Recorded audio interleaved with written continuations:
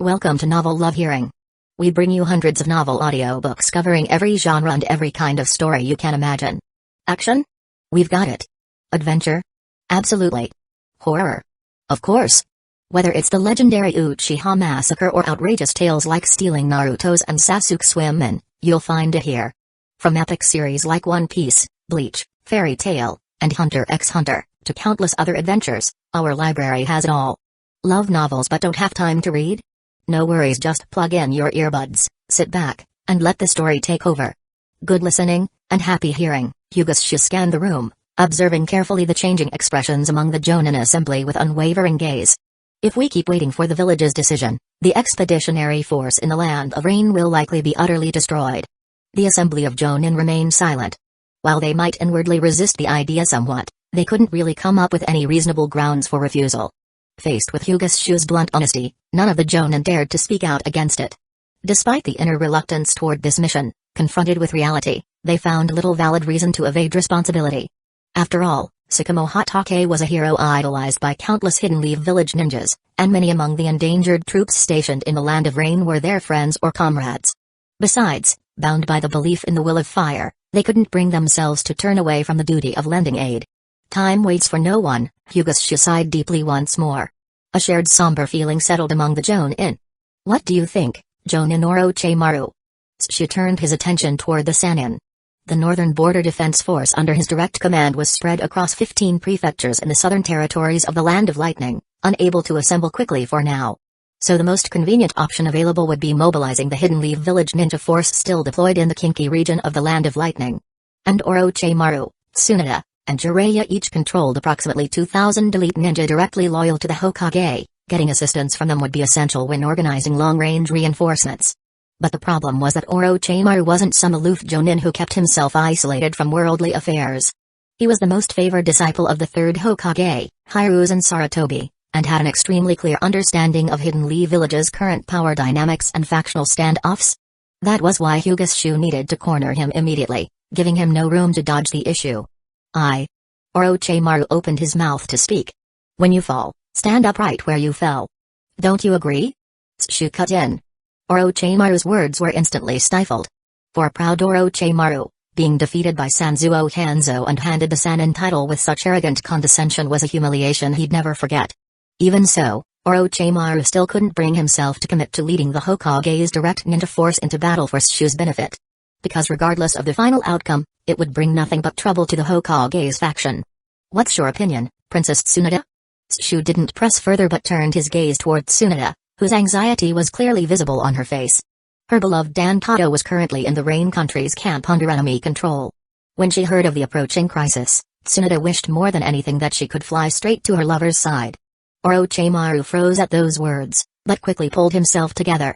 After thinking through the implications, he couldn't help cursing inwardly, underhanded. Still, there was nothing he could do about it.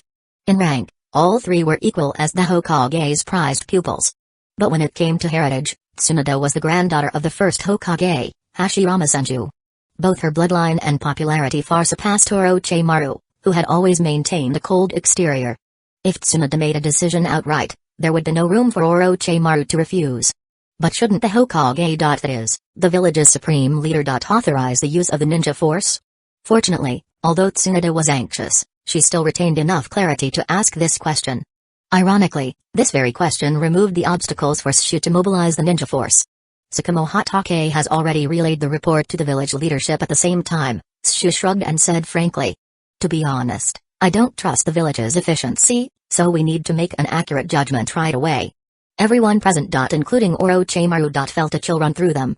Tsushu no longer tried to hide his intention to act unilaterally. Truthfully, even if he wanted to, he couldn't. These Jonin weren't fools. They saw through his plan clearly enough, but chose not to call him out on it. Now that Tsushu had openly declared his intentions, the psychological burden upon these Jonin eased somewhat. Even if the village questioned their actions afterward, they could always claim they were following Commander Hyuga's strict orders and had no choice as subordinates. Orochimaru's lips twitched a few times, but he said nothing more. Although he could roughly deduce the causes behind Kakashi Tsukumo's current predicament based on who would ultimately benefit, this didn't necessarily mean he fully approved of such methods.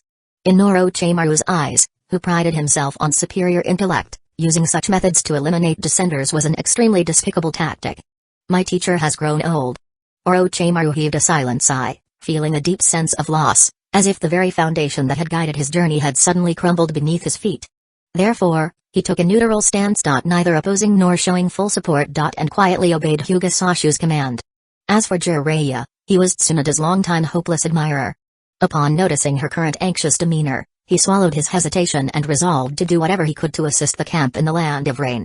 Aside from that, he didn't think much further, since among the ninja stationed at the Rain Country base were also many friends who, like him, hailed from commoner families. Jiraiya couldn't bear to watch them fight desperately to their deaths, so he had no objection to offering additional support when possible. As for those Jonin belonging to the Hokage's faction, although they inwardly disagreed with rushing westward so hastily, upon seeing how ambiguous the Sanin's attitudes were, each one kept their heads down and stayed silent, too afraid to speak out lest they be seen as troublemakers and executed on the spot by Hyuga Sashu. Since there are no objections, let's prepare for action. Hyuga Sashu wasted no time and immediately issued orders. Jonin Orochimaru, you will mobilize 1,500 ninja as reinforcement forces and depart within 1 hour. Only us? Anara Jonin couldn't help blurting out. I myself shall also lead 1,500 ninja into battle. Hyuga Sashu coldly declared. All participating Jonin shall not retreat under any external commands until final victory is achieved. Violators shall be executed on the spot. We accept your command. The Shinsengumi Jonin immediately stood up and loudly pledged compliance. Hearkening. The civilian Jonin followed suit, expressing their obedience to Hyuga Sashu's will. For our Hidden Leaf village brethren. Orochimaru raised an apartment battle cry. The Jonin from the Hokage's faction also let out a collective breath, half-heartedly standing up and voicing their determination to fight. An hour later, the emergency deployed 3,000 Hidden Leaf village ninja, hastily summoned from the nearby headquarters near the Land of Lightning, marched fully armed and filed out one by one under Hyuga Sashu's command, galloping swiftly toward the Land of Rain. At this very moment, Hatake had already completely abandoned the strategically insignificant border town, commencing bloody ambushes and skirmishes against the steadily advancing Rain and Hidden Stones Village Alliance forces upon open fields beyond the outskirts. Chapter 173, Calm before the storm. Struggling under the relentless assault, Hatake found himself barely able to hold his ground. The carefully laid out sniping positions of the Hidden Leaf village ninja forces were overwhelmed far quicker than expected by the combined assaults of Sanzuo Hanzo and the Hidden Stones village ninjas.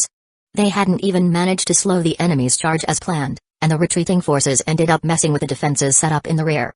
With no choice left, Tsukumo handed over command to Kwario Jonin and personally intervened, hoping to delay Sanzuo Hanzo's advance.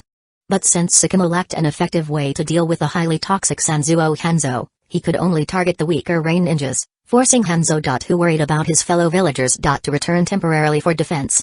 That gave the Hidden Leaf village forces behind a small opening to regroup. However, once the Hidden Stones village ninjas at the rear of the allied forces entered the battlefield, Tsukumo, now unable to fight alone, chose to pull back quickly to avoid being surrounded. And when the Hidden Stones village ninjas officially shifted from providing ninjutsu support to direct combat involvement, the retreat speed of the Hidden Leaf village forces was forced to accelerate again. In less than an hour, the Hidden Leaf village ninja forces had fallen back to their final and strongest mountain pass defense line. The border of the Land of Fire lay just beyond it. The majestic mountains stood like a natural barrier, separating the fertile lands of the Land of Fire from the perpetually rainy Land of Rain. Even during times when the Land of Rain suffered severe flooding, the border regions of the Land of Fire experienced at most increased rainfall. Therefore, while the borderlands were considered relatively remote and undeveloped within Fire itself, to Rain ninjas separated merely by a single mountain range, this land appeared as a rare paradise. Thus, when Sanzuo Hanzo ordered his summoned beast Ibuse Poisoning to halt its advance and began examining Hidden Leaf Village's defensive layout, the Rain ninjas could barely contain their eagerness to rush across into Fire territory. Steady. Maintain formation. Sanzuo Hanzo bellowed, halting his subordinate's reckless impulse. At the same time, the Hidden Stones village ninjas who fought alongside them quickly moved into position at the front line, preparing to launch probing ninjutsu attacks under the leadership of their respective jonins. Lord Hanzo, why have you suddenly decided to halt our advance? Kitsuchi rapidly body flickered to the front of the summoned beast carrying Sanzuo Hanzo and shouted, as long as we continue pressing forward, victory will tilt toward us. The last thing we should do is grant Hidden Leaf Village a chance to catch their breath and regroup at such a critical moment. After personally witnessing Sanzuo Hanzo's unmatched dominance on the battlefield. Watching entire squads of Hidden Leaf Village ninjas scatter like frightened birds. Kitsuchi's tone subtly shifted again in how he addressed him. Though his words held doubt, he now dared not show even a hint of disrespect in formal address. Mind your tongue? Sanzuo Hanzo snapped sharply, then completely ignored the Hidden Stones Village Jonin. Who, aside from being the Sushi Kage's son, held no value whatsoever in his eyes. And continued closely analyzing the subtle details of Hidden Leaf Village's defenses. Without question, this was indeed Hidden Leaf Village's final line of defense. If this defensive line were breached, the gates of the Land of Fire would be completely open to the Rain Ninja and Hidden Stones Village alliance. The Rain Ninja who had long yearned for farmland beneath the sun would finally step into their dreamed promised lands. This is the mighty Land of Fire, the leading nation among the 5 great countries. Though they had suffered heavy losses along the offensive path, at the thought that their dream was now seemingly within reach, the Rain Ninja couldn't help but breathe rapidly with excitement. But Sanzuo Hanzo was thinking several steps ahead. Perhaps his subordinates, overwhelmed by rising emotions, failed to truly grasp the situation. But from his elevated vantage point overlooking the battlefield, he had clearly seen that nearly 1/5 of the 3,000 Rain Ninja forces had already been lost without notice during the campaign. While most of the casualties were newly promoted genin whose abilities were indeed lacking, these people represented the future of Hidden Rain Village. Sanzuo Hanzo could not recklessly gamble away the last remaining backbone of his village in a single battle. So after some contemplation, Sanzuo Hanzo gestured, calling Kitsuchi forward from afar. Upon noticing Sanzuo Hanzo's signal, Kitsuchi hesitated briefly before bravely body flickering on to the head of the summoned beast Ibuse, poisonous giant salamander, where he bowed respectfully about 5 meters away from Sanzuo Hanzo.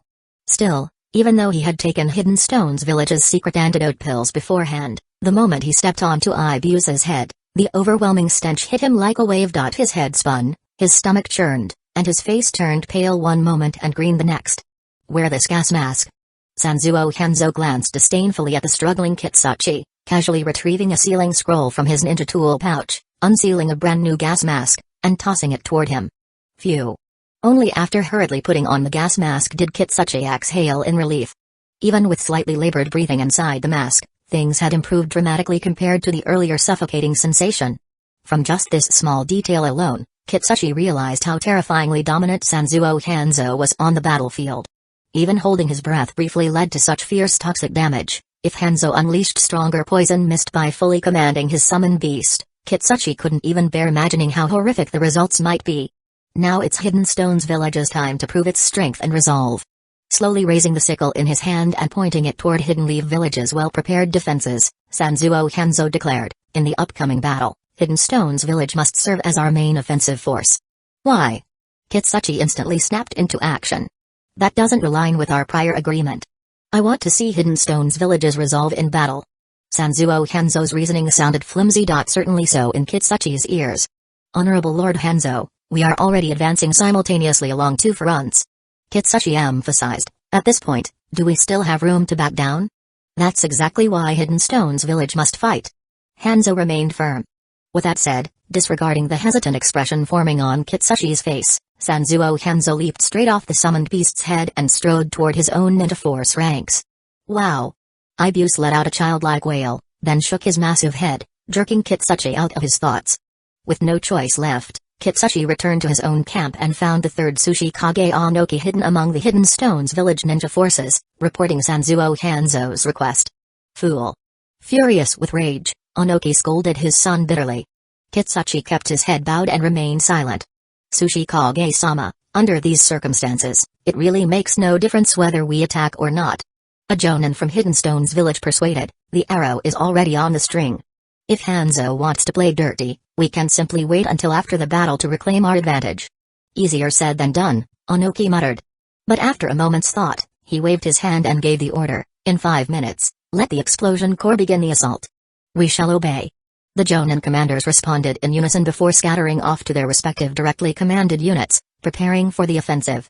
After Sanzuo Hanzo halted his advance, although slightly confused, the Hidden Leaf Village ninja forces quickly completed their final defensive preparations under the command of the jonin assembly. This time, behind them was the Land of Fire, they had nowhere else to retreat. Lord Sakamo Hatake had also taken another full bottle of military rations pills to replenish his stamina, and once again took his place at the forefront of the Hidden Leaf Village ninja forces with his blade drawn. The ninja force could not retreat, and neither could he. Since the outbreak of the Great Ninja World War, enemy ninja forces had yet to step foot on Hidden Leaf Village soil, and Lord Sycamore Hatake had no intention of being the one responsible for initiating such a disastrous precedent. Nothing left but to fight to the death. My Lord Sycamore. At that moment, a messenger Jonin rushed over hastily, reporting to Lord Sycamore Hatake, just received word via Ninja Hawk. Lord Shu's Northern Front ninja forces have departed from the Kinki region of the Land of Lightning, and approximately 3,000 ninja are expected to arrive at the battlefield shortly. When did they depart? Lord Sycamore Hatake asked. According to the timestamp recorded in the secret message, roughly 1.5 hours ago. The messenger Jonin answered immediately. In that case, if they march at full speed. Sycamore paused, calculating the arrival time using the typical Chunin pace, they'll still need nearly 4 more hours. That's correct. The messenger Jonin nodded. His earlier excitement cooled instantly upon realizing this. Whether Hidden Leaf Village's ninja forces could hold out for another 4 hours remains uncertain. Although Sycamore Hatake, who bore the halo of invincibility, is leading them, the overall disparity between the opposing forces is quite evident, as clearly shown during their sniper retreat operations. No one could have foreseen it. The original plan had been to stall the Rain and Hidden Stones Village alliance for half a day, yet within just over an hour, every single defensive position had fallen. This showed how intense and determined the alliance's offensive had been. Although both Lord Sycamore Hatake and the Jonin keep boosting morale, negative emotions are hard to avoid throughout the ranks. What about the village? Sycamore Hatake leading reinforcements wasn't unexpected, though his speed surpassed even Sycamore Hatake's expectations. However, what concerned him most was the village's stance. After all, no matter how much he resented Third Hokage Hiruzen Sarutobi, the Hokage still represented Hidden Leaf Village's legitimate authority. As expected, the Jonin communicator could only shake his head, looking visibly distressed. After sending a distress message to Hidden Leaf Village headquarters, they received absolutely no response. It was like shouting into the void. In desperation, the worried Jonin had released 15 Ninja Hawks to avoid intercepted communications, yet there still hadn't been any reply. He absolutely refused to believe anyone could intercept all those hawks without detection. The ninja world was vast, but he'd never heard of a technique capable of eliminating so many hawks in midair without leaving a trace. Therefore, Hidden Leaf Village's indifferent reaction left everyone in the know. Including the Jonin communicator. Feeling chilled to their core. Spread the word. Sycamore Hatake waved casually while watching the Rain and Hidden Stones Village Alliance openly reorganizing their formations ahead. Without turning back, he added, inform everyone. Reinforcements will arrive in 6 hours. Hold the line with me until then. Huh? The Jonin looked surprised. Although Hyuga Shu's reinforcements traveled from the Land of Lightning, shouldn't they arrive far sooner than 6 hours? Better to leave extra margin for error. Though he didn't turn around, Sycamore knew exactly what the Jonin was thinking, so he explained further. Even if Shu's forces might arrive in about 4 hours, rushing directly into battle without rest would probably make them less effective. Besides, giving them a bit of hope isn't a bad idea. Better than letting them lose heart too soon. Sycamore spoke calmly, but his words carried a bitter edge. This kind of talk. Filled with quiet resignation. Didn't suit Sycamore Hatake, a man always filled with determination. Understood. The Jonin said nothing more, performed a respectful bow, and body flickered back to base. Soon after, announcements amplified through chakra spread across the battlefield exactly as instructed by Sycamore. 6 hours. That's how long they had to hold out. Upon hearing this news, the uninformed Chunin and Gainin felt somewhat disheartened. Yet seeing Sycamore still standing resolutely at the front line reignited their determination. To fight and die beside the legendary White Fang. What greater honor could there be? Because Hidden Leaf Village's Jonin broadcasted the message openly using chakra amplification, even distant enemy forces quickly learned of it. Specialized sensor ninjas intercepted the signal and immediately reported it to their commanders. Onoki and Sanzuo Hanzo. Onoki merely scoffed coldly upon learning the news. White Fang won't live past 3 hours here. Sanzuo Hanzo said nothing. He simply waved his hand to indicate awareness. He wasn't interested in getting bogged down by these trivial numbers. After calling off the attack, he found out that over 600 of the 3,000 Rain ninjas under his command had already died. The reason the ninja forces still seemed to have suffered minimal losses was because the injured Rain ninjas kept gritting their teeth and pressing forward with the assault to maintain momentum. It was true that attackers always took more losses than defenders, and the allied forces had the upper hand. Yet the kill-to-loss ratio was still embarrassingly low. But what could he do? The Rain Ninja Village had long been known as a pushover, essentially at the same level as the Grass Ninja Village. It only gained prominence thanks to the sudden emergence of one formidable talent. Sanzuo Hanzo. But if you looked at its foundational strength and depth, it was practically no different from other small to mid-tier ninja villages. Worse yet, after countless brutal battles during the Great Ninja War, the Rain Ninja had already gone through multiple generations within just a few short years. Aside from a handful of veteran subordinates, Sanzuo Hanzo now realized with startling clarity how unfamiliar he had become with his own Rain Ninjas. The Rain of the Land of Rain. Looking up at the gray sky that never stopped drizzling, the suddenly somber Sanzuo Hanzo felt a whirlwind of emotions inside. Whoosh! Whoosh! Whoosh! Just then, as the signal flares of the Hidden Stones Village Ninja Army shot into the sky, 4,000 participating Hidden Stones Village Ninja launched an unprecedented combination of jutsu.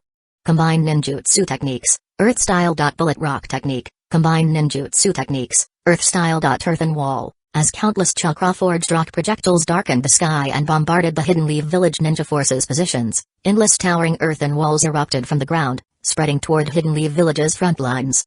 Right after completing their first wave of combined ninjutsu techniques, the Hidden Stones Village Ninja Forces swiftly dispatched a portion of elite troops, which charged along the massive maze of protective earth walls toward the Hidden Leaf Village positions about to be overwhelmed by the barrage of iron rock projectiles.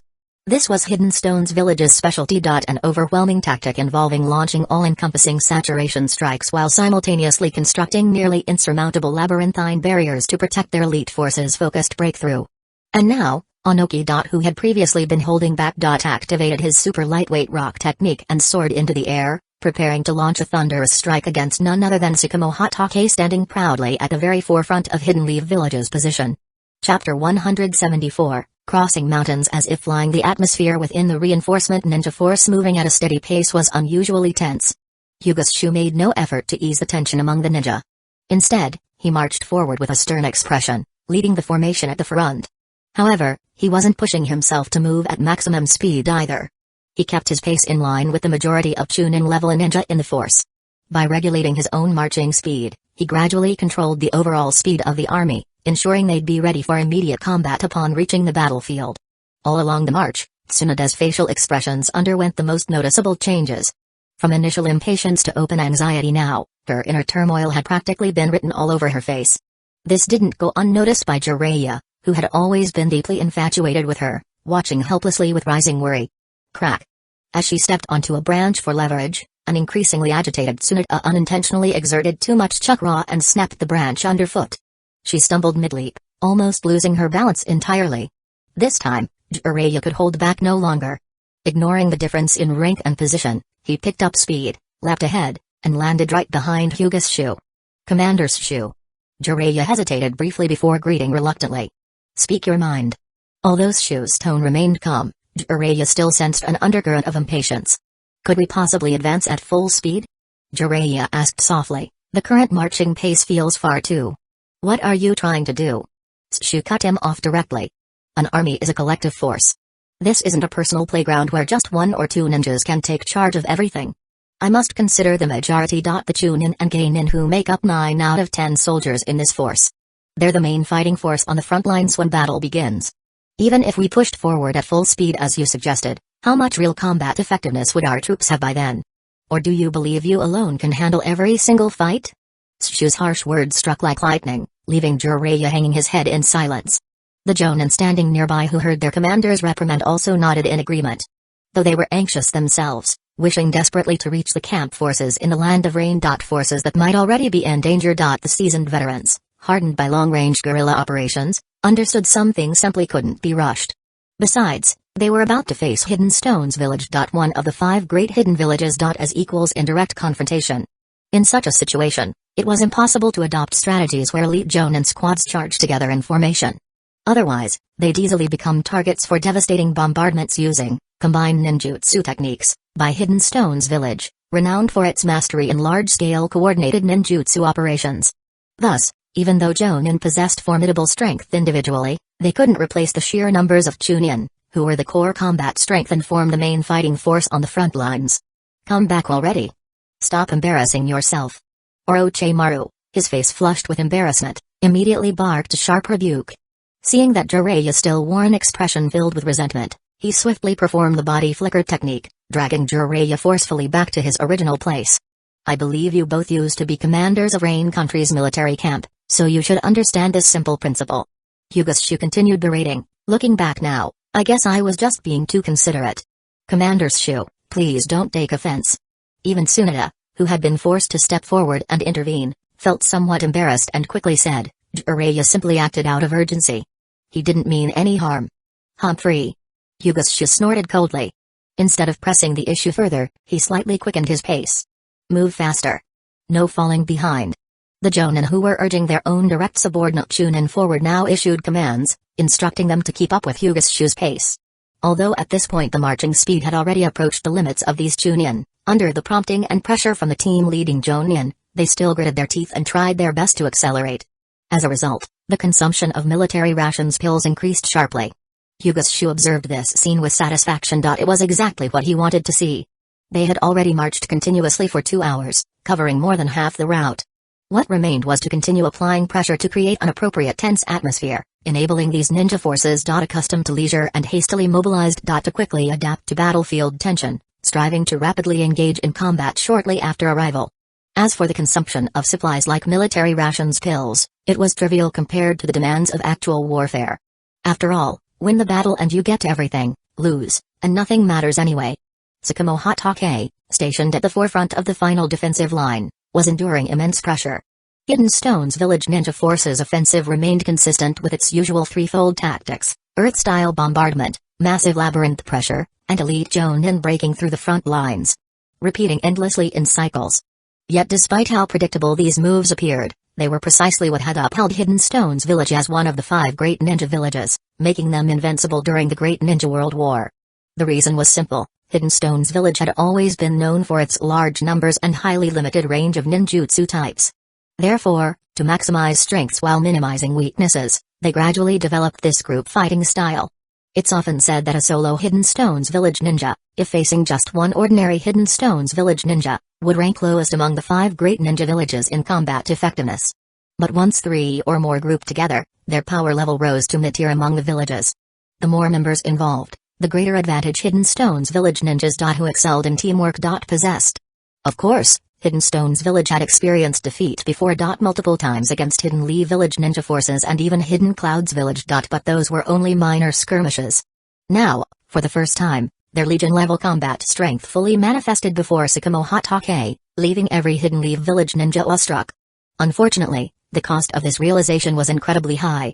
Even though Sanzuo Hanzo, for unknown reasons, had yet to initiate his own breakthrough assault, Tsukumo Hatake, who remained on defense, was still left dazed and confused by Hidden Stone's village's coordinated ninjutsu barrages.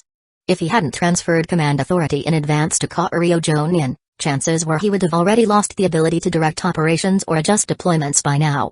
Even though he fought fiercely and personally plugged breaches in the front line, successfully repelling wave after wave of Hidden Stone's village's attacks, he still couldn't reverse the increasingly dire and deteriorating situation. Especially the 3rd Sushi Kage Anoki, who openly revealed his presence and floated midair using secret techniques, made Tsukumo Hatake extremely uneasy. Although Anoki hadn't yet unleashed his famous dust style, KK Tota secret jutsu, simply his presence alone was enough to make Tsukumo Hatake hesitant and significantly reduced his effectiveness on the battlefield. After another successful defense against Hidden Stone's village's explosion core assault, Tsukumo finally had a moment to catch his breath. Ignoring completely the flying figure of Anoki above, he immediately plopped down on the ground and casually tossed aside his famed white fang Tando blade, panting heavily. He looked completely wiped out. However, what seemed like an obvious act of fatigue looked strangely suspicious to Anoki hovering above. During their previous close combat, Anoki had keenly noticed Tsukumo creating a shadow clone beneath the cover of an Hidden Stone's village ninja's corpse and hiding underground. Therefore, this battered white fang before him must definitely be a fake. The real White Fang must either be lying in ambush underground or had already abandoned the position and fled entirely. However, whether Tsukumo was still present underground remained uncertain in Anoki's mind. This is why he continuously maintained his sensor technique, trying to lock onto Tsukumo's exact location for a decisive lightning strike against this troublesome opponent. Anoki had held back his particle-style techniques for one key reason: to eliminate Tsukumo instantly the moment he revealed himself. But now, he was starting to grow impatient. After scanning multiple times using his sensory jutsu without detecting any sign of Tsukumo's true self, Anoki, who refused to believe that his own sensory technique could fail, concluded that Tsukumo must have already escaped, making further engagement pointless. Stop wasting time. Anoki directly issued orders via chakra-based sound transmission to the Jonin under his command, Mihibi. take full leadership of the Explosion Corps and commence your maze rush assault in 10 minutes. At the same time, the floating Onoki slowly descended while an intense surge of chakra began building up powerfully around him. Tsukumo, who had been sitting motionless on the ground, blurted out "this is," and was immediately taken aback in shock.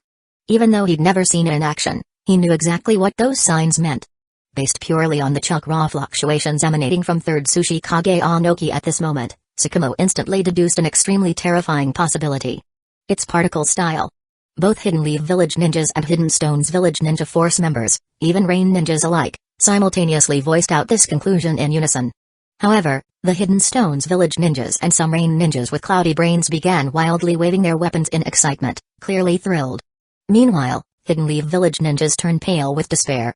Particle-style detachment of the primitive world technique. When the semi-transparent square-shaped chakra barrier had fully materialized between his palms, Onoki swiftly raised both hands to shoulder level and roared out a battle cry.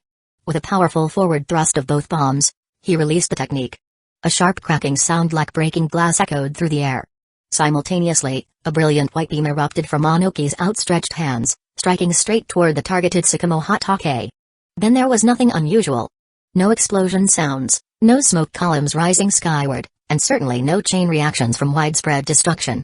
As Onoki's secret jutsu took full effect, a tunnel-like opening revealed itself to everyone. And everything directly in front had vanished entirely. Even the targeted Tsukumo Hatake was nowhere to be seen. Covering fire with ninjutsu. Kitsuchi immediately gave timely orders. Earth style, bullet rock technique, earth style, 10,000 li earthen wall. Once again came the dazzling display of flying rock projectiles. Once again emerged the labyrinthine stone wall surging forward like an advancing forest. This time, however, Hidden Stone's village forces were brimming with morale, each soldier roaring enthusiastically as they aimed to seize what appeared to be a thinly defended Hidden Leaf village position, creating a breakthrough path into the long-coveted land of fire. Combined ninjutsu, though suffering heavy losses under the particle-style techniques, the Hidden Leaf village ninja forces soon organized a counterattack under Kaorio Jonin's command. Fire style, Great Dragon Fire technique, wind style, Great Breakthrough, although outnumbered, resulting in fewer combined ninjutsu of less coordination compared to Hidden Stone's village's tightly synchronized joint techniques. At least their resistance showed that Hidden Leaf Village's forces hadn't collapsed from the initial particle-style assault.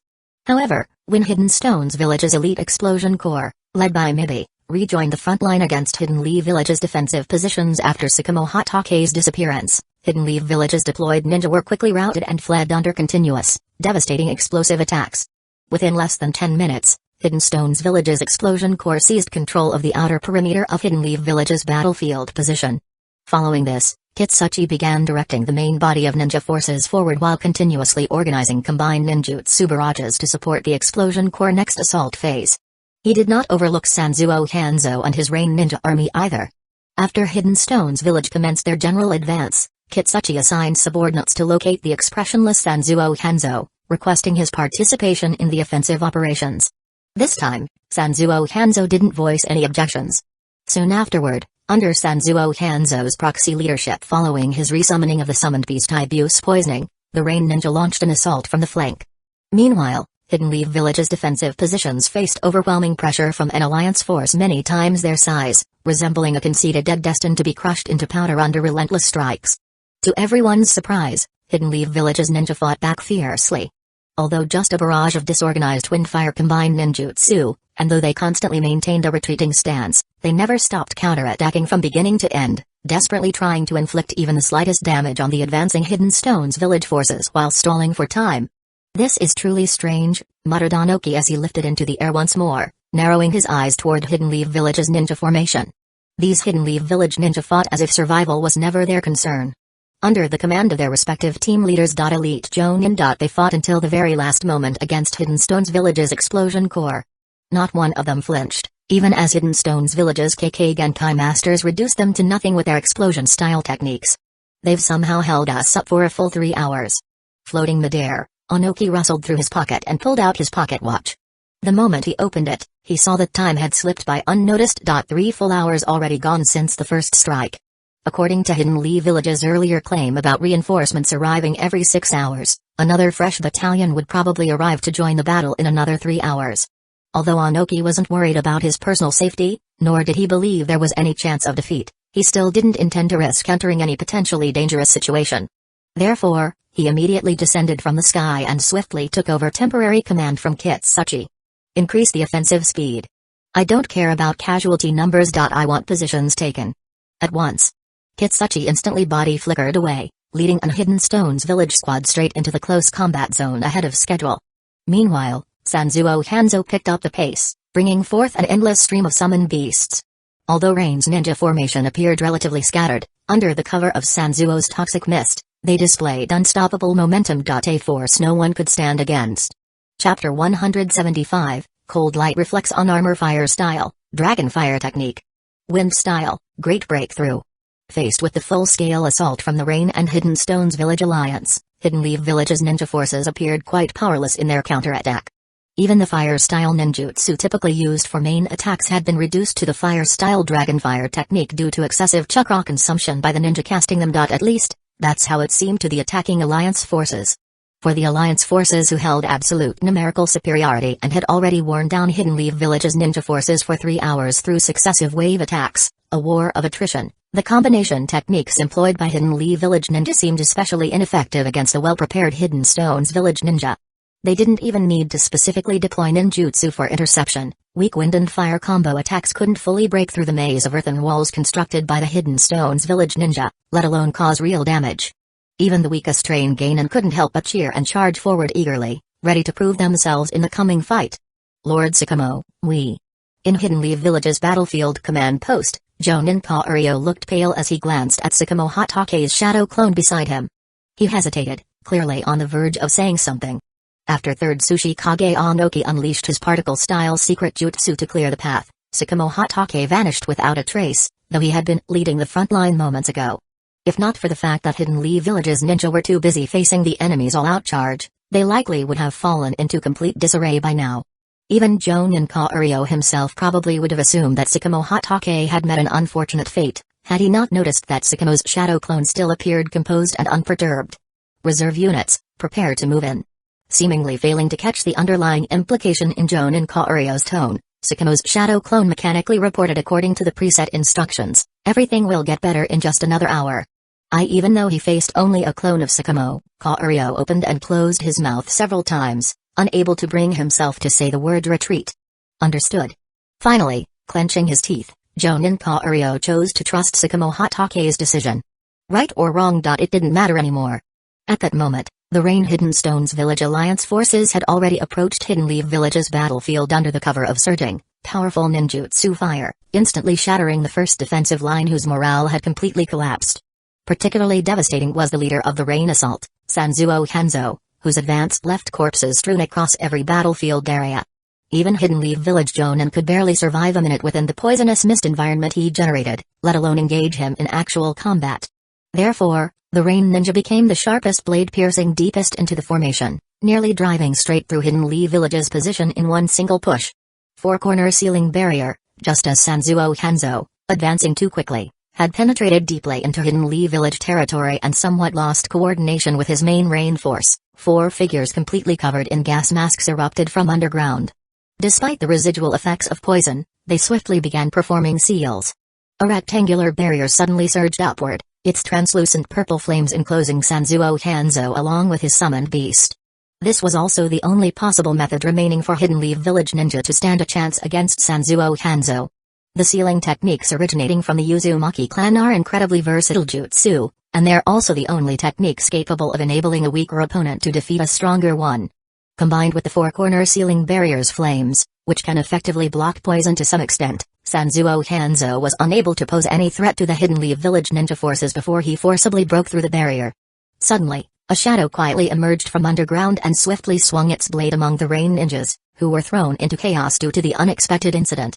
Those Rain ninjas hadn't yet recovered from their shock at seeing the semi-god's imprisonment, when they found themselves beheaded without realizing what had happened, blood bursting into the sky. This lightning-fast figure moved freely through the ranks of the Rain ninjas, leaving decapitated bodies in his wake. Among the Rain ninjas, practically none could withstand even a single blow. White Fang, Sanzuo Hanzo immediately recognized the figure that was currently wreaking havoc among his own troops, slicing them down without mercy. The tragic sight of his men nearly made him grind his teeth in rage. Thus, Sanzuo Hanzo wasted no time and quickly began forming hand seals to forcefully break through the ceiling barrier. Meanwhile, the Hidden Leaf Village ninja reserve forces pressed forward as well. However, instead of paying attention to the advancing Hidden Stones village forces, they focused their attack on the weakened rain ninjas. Under the command of Jonin officers, combined ninjutsu once again rained down upon the disarrayed rain ninjas. Those whose formation had been completely disrupted by Sakamo Hatake barely had any capacity for resistance. Even when a few rain Jonins, who still retained their composure, shouted loudly trying to regroup and counterattack, they couldn't rally the panicked rain ninjas before Sakamo Hatake swiftly beheaded them, leaving them to die tragically on the battlefield. Should we ask Sushi Kage-sama whether we need to dispatch a reserve force to assist the rain ninjas?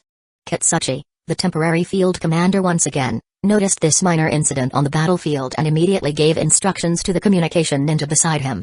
The Hidden Stones village communication ninja quickly used a secret technique to transmit the message to the third Sushi Kage Anoki, who was hovering in midair. Soon, the communication ninja received Anoki's reply, "No need to intervene." "I understand." Kitsuchi felt somewhat surprised but realized his father's response was quite reasonable. Although they shared the same battlefield as the rain ninjas for ulterior motives, the mutual trust between them was extremely fragile. Frankly speaking, the long-standing grudges dating back to the countless bloody battles since the Second Great Ninja War already ensured that the rain ninjas and Hidden Stones village would never fully trust each other enough to entrust their backs to one another. Just considering how Sanzuo Hanzo had violated their pre-battle agreement not long ago, forcing Hidden Stones village to become the main attacking force, one could see how delicate their relationship truly was. From Hidden Stones village's perspective, although Hidden Leaf village was an enemy they longed to eliminate, the rain ninjas were equally untrustworthy false allies. For these two sides to fight each other to the death was undoubtedly highly advantageous for Hidden Stones village, with absolutely no drawbacks. In fact, Anoki even used secret sound transmission to instruct the Hidden Stones village ninja forces to slow their offensive pace. He wanted to prevent the Hidden Leaf village ninja forces from collapsing too quickly by letting the rain ninjas suffer even heavier losses. As for Sanzuo Hanzo, trapped inside the ceiling barrier, he had already figured out Hidden Stones village's plan just by watching. At the same time, he was forming hand seals and channeling his chakra. But right now, all he could do was break free from this prison as soon as possible in order to reverse the rain ninja's unfavorable situation. Water-style, water dragon devouring explosion, with surging chakra waves like a roaring tide, a pitch-black chakra dragon materialized out of thin air. Controlled by Sanzuo Hanzo, the dragon opened its monstrous jaws and charged straight at the barrier's firewall. Boom. Boom. Boom. The ceiling barrier trembled violently as a chain reaction explosion erupted instantly. In an instant, the barrier filled with chakra-charged steam. Sanzuo Hanzo immediately gathered this dispersed energy, reshaping it into another identical chakra water dragon. Boom. With the ninja techniques unleashed once again, the ceiling barrier shattered. The four ceiling ninjas maintaining the barrier were instantly killed by the backlash, spitting blood as they collapsed. Sanzuo Hanzo didn't even bother finishing off these dead ceiling ninjas before directly summoning his summoned beast Ibuse poisoning to charge toward the Hidden Lee village ninja who were continuously pouring into the rain ninja formations. But soon he sensed that something was seriously off. If he released poison mist, the Hidden Lee village ninja would most certainly meet a gruesome end. But the problem was that the rain ninja wouldn't be able to withstand even those instantly lethal toxins either. So all he could do was rely on ninjutsu or sword techniques to forcefully drive back and kill the Hidden Leaf village ninja currently engaged in melee combat. And this was exactly the comeback from death strategy planned by Sakamo Hatake. In short, it was a tactical doctrine of you fight where you want, I strike where I choose. Using the rain ninja's relatively weak combat power as an entry point to break them apart and create localized sweeping momentum, thereby disrupting the attacking force's offensive rhythm. Initially, when Hidden Stones village led the main assault, Sakamo Hatake had thought this extremely risky plan would fail before even starting. Yet after the coalition formally launched their attack, he realized true to Ninja World's reputation a chaotic amateurism somehow miraculously corrected itself through sheer accidental compatibility. However, even Sakamo Hatake hadn't anticipated how quickly the four-corner ceiling barrier, composed of four jonin specialized in sealing techniques, would collapse so soon, causing the reserve forces of Hidden Leaf village ninja forces who entered the battlefield later than expected to fail to fully merge with the rain ninjas. After Sanzuo Hanzo performed body flicker, the Hidden Leaf village ninja still stationed at the battlefield outskirts fell one after another like autumn leaves in the wind, no different from those rain ninja who had died by Sakamo Hatake's blade. Push forward entirely. Kaoryo Jonin, previously still maneuvering and directing troops, directly abandoned micro-control upon witnessing Sanzuo Hanzo's might. He then activated shifting body technique and dashed straight into the rain ninja formation. Sanzuo Hanzo was utterly swamped this time around. Meanwhile, Sakamo Hatake, after relentless slaughter, finally succeeded. With assistance from charging Hidden Leaf Village Ninja. And throwing the Rain Ninja formation into chaos. He then took advantage of the momentum to drive these retreating ninjas straight toward Hidden Stone's village's battle lines. This placed Kitsuchi, the commanding officer, in a difficult dilemma.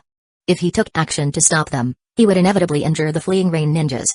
If Sanzuo Hanzo got angry about that, the consequences would be serious.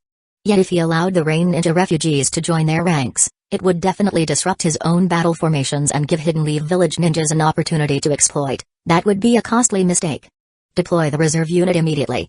After hovering above the battlefield to assess the situation, Onoki landed swiftly, took over command, and order the Explosion Corps to disengage immediately and flank around to cut off the Hidden Leaf Village ninja force's retreat route. At once. Kitsuchi immediately agreed with sweat pouring down his face. He personally led the reserve unit toward the direction from which the Rain Ninja refugees were fleeing. From this point onward, chaos completely engulfed the border of the Land of Rain. All units pay attention. While leading his forces forward at maximum speed, Hyuga estimated the distance and finally broke the silence by ordering, immediately take military rations pills to replenish your strength. Yes, sir. The entire ninja force responded in unison. They each pulled out their respective military rations pills carried on their persons, chugged the entire bottle of secret medicinal potions straight down their throats, and swallowed without even chewing. After continuously marching for several hours, the Hidden Leaf Village ninjas' originally tense mood had already calmed somewhat. Additionally, during the march, Hyuga had been controlling the pace, so currently while everyone felt some fatigue, it wasn't significantly affecting their combat effectiveness. However, since they were now starting to take military rations pills in advance, it meant that Hyuga intended to increase speed again. Maximum speed ahead. Sure enough, Hyuga's second order was to accelerate their advance to the battlefield. As soon as the words fell, Hyuga himself first activated body flicker to accelerate, once again taking position at the very front of the ninja force formation. Speed up. Speed up. The Jonin commanders immediately urged their subordinates to quicken their pace. After another half hour of rapid movement, Hyuga's Byakugan finally spotted the intense battlefield. This is why we've crossed mountains and seas. Hyuga suddenly raised his voice, his loud cry echoing across the entire force. Now our enemies are right before us. I need every one of you to fight courageously for both the village and yourselves. Hidden Leaf Village victory. Following the thunderous roar reaching the clouds, the edge of the battlefield finally came into view of the Hidden Leaf Village ninja forces. And the Hidden Stones Village ninja immediately spotted the Hidden Leaf Village ninja forces, who made no effort to conceal their presence. It's actually Hidden Leaf Village ninjas. Onoki's expression immediately changed dramatically. Actually, our reinforcements have arrived. The Hidden Leaf Village ninjas erupted with joy. Hidden Leaf Village blade slashed even more fiercely. Among the Hidden Stones Village ninja there was initially some hidden unrest, but it quickly subsided. The Explosion Corps and reserve unit should immediately go intercept them. Observing the approaching Hidden Leaf Village ninja formation from midair, Onoki narrowed his eyes slightly, then issued command orders once again. Though he had never laid eyes on Hyuga, the precedent-setting feat of beheading Hidden Sand Village's Elderchio and defeating over 4,000 Hidden Clouds Village ninja with only 2,000 forces was more than enough for Onoki to take him seriously. At the same time, Onoki formed hand seals and began gathering his particle-style chakra. He slowly activated his secret jutsu to lift himself higher, avoiding unintended harm below. Break into skirmish lines and spread to both flanks. Move out. The top of Hyuga's torch pole already burned with a blue chakra flame as he continued barking orders. Our goal is not to kill, but to break the enemy's formation and sow chaos among their ranks. Avoid prolonged engagements at all costs. Orochimaru, Tsunade, Jiraiya. We are here. The Sannin stepped forward promptly, ready to carry out their mission. The three of you will target Sanzuo Hanzo directly. Drive him back and contain his offensive capabilities. Understood. Orochimaru abruptly but firmly nodded. The sting of his earlier loss to Sanzuo Hanzo had never left him. Now presented with an opportunity for a match, Orochimaru saw this as a perfect chance to redeem himself. Then, Hyuga immediately activated his technique. Jumping slash, like a phantom defying space and time, Shu appeared right before Hidden Stones Village's Explosion Corps. Swinging his hammer with immense force, he crushed an Hidden Stones Village ninja who looked up in shock. Killing him instantly. What? Onoki, hovering midair, was utterly stunned. Although intelligence reports had warned about Shu's incredible battlefield speed, witnessing it firsthand now left even this old veteran, well-versed in many battles, awestruck. Earth-style, Rising stone spears. Before Hyuga's Shu could exert unchecked dominance, an hidden stones village Jonin from the explosion core summoned a miniature volcano directly beneath his feet. Boom. Scorching magma erupted violently, forcing Shu to retreat hastily. Undeterred, he immediately activated his jumping slash, again, eliminating another relatively weaker hidden stones village ninja on the spot. Advance. Shortly after, the 3,000 hidden leaf village ninja, having covered vast distances in a forced march, successfully established their attack formation. Under their Jonin commanders, they engaged the hidden stones village forces in brutal close quarters combat. Chapter 176, Defeat without being beaten. Though the hidden leaf village ninja forces had charged across half the ninja world with high morale, their physical and mental exhaustion from the long journey couldn't be compensated for merely by military rations or secret medicinal pills. However, due to the sudden appearance of the hidden leaf village forces, they rushed into the battlefield just as Hidden Stones village was shifting formations to ease their encirclement. A maneuver that opened up gaps in their defense. As a result, Hyuga's Shu's 3,000 reinforcement troops smoothly entered the battle without suffering any ninjutsu assault. But once Hidden Stones village regained their senses, the explosion corps, led by Mibi, swiftly assumed command and immediately launched a fierce counterattack, dragging the Hidden Leaf village ninjas into a brutal massacre as relentless as a meat grinder. Meanwhile, Orochimaru, Tsunade, and a love-struck fool Jiraiya swiftly summoned their respective holy place summon beasts. Riding atop these colossal beasts, they charged towards Sanzuo Hanzo, who was decimating enemy ranks. "It's actually you defeated brats again." Recognizing the three at first glance, Sanzuo Hanzo became furious. "I already spared your lives once, how dare you still come here seeking death?" Then, he immediately turned his summoned beast Ibuse poisoning toward the three holy place summoned beasts. Now that Sakamo Hatake's army had completely become entangled with rain ninjas, it would be impossible for Sanzuo Hanzo alone to wipe them all out without affecting his own forces. With the three Sannin attacking fiercely, he quickly made a decisive move. Even if it would mean great losses among the rain ninjas, he had to stop the three Sannin from joining the fight. Otherwise, in terms of sheer killing speed, he might not necessarily come out on top against Orochimaru. Moreover, what worried him more was Tsunade, whose medical ninjutsu skills were unparalleled. If she entered the battlefield riding atop her summoned beast Katsu, the combat strength of the Hidden Leaf village forces would significantly increase, turning the situation even more disadvantageous for him. Don't underestimate this mighty one. With a furious roar, Jiraiya activated his summoned beast Gamabunta, which leaped forward. Gamabunta's mountain-sized hando came slashing down towards Sanzuo Hanzo.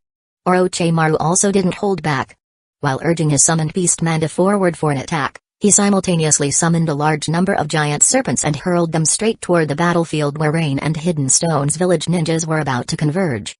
These giant snakes, although huge, were merely unintelligent creatures dwelling at the bottom of Ruchi Cave, good for nothing except their sheer size and savage nature. Now, releasing them served perfectly to disrupt the enemy formation while simultaneously providing Hidden Leaf village's pursuing forces with opportunities to engage retreating rain ninjas. Still playing heroes beyond your years? Seeing this, Sanzuo Hanzo, as a senior figure in the ninja world, sneered coldly before activating his summoned beast Ibuse poisoning to release a cloud of poison mist at the three sages. As for Gamabunta's massive blade descending like a mountain, he simply maneuvered his summoned beast Ibuse poisoning to evade it effortlessly. With the title of semi-god, he naturally had the qualifications to address the sages condescendingly as kids. After all, it was he himself who bestowed the title Sannin upon Orochimaru and the others. An old relic destined for oblivion by the sage. Orochimaru had acute hearing, so naturally he heard Sanzuo Hanzo's curses and immediately sent Manda forward to meet the attack. However, it was Jiraiya who was the first to unleash a technique. Gamabunta slapped his belly, then leaped into the air with both legs as he inflated his belly. He spat out a thick stream of oil, and at the same time Jiraiya released a blast of fire along with this wave of oil, igniting Gamabunta's stream. Fire style, Gameyu Inden, fire style, Toad oil flame bullet, futon, Shinku Renpa, wind style, vacuum multisphere. Orochimaru puckered his lips and spewed countless scythe-like wind blades, scattering the ignited oil completely. Boom. Amplified by the wind style technique, the oil-based flame suddenly expanded, forming a wall of fire that engulfed Sanzuo Hanzo and his summoned beast rushing toward them. This was no ordinary chakra-based flame. The oil spat by Gamabunta was real material. After being set ablaze by Jiraiya's fire, it became actual physical fire with incredibly high temperatures. Then under Orochimaru's wind technique, these flames transformed into a massive fiery wall aimed at the fiercely charging Sanzuo Hanzo. What made it even more dangerous was that these flames possessed both physical matter and chakra properties. Something no regular chakra resistance or ninja technique could block. As for Ibuse Poisoning's poisonous mist, it instantly lost its toxicity and dissipated when burned by the firewall. Water style, water dragon's crushing bite. Sanzuo Hanzo's expression suddenly changed. He rapidly formed hand seals and spat out a jet-black water dragon straight toward the firewall before him. Boom. Boom. Boom. That familiar earth-shaking sound of chakra explosions once again echoed. Although Sanzuo Hanzo's water technique successfully weakened part of the firewall's power, temporarily revealing the oil's true nature beneath, in an instant afterward, the surrounding flames reignited the oil, quickly restoring the fiery barrier. This is unbelievable.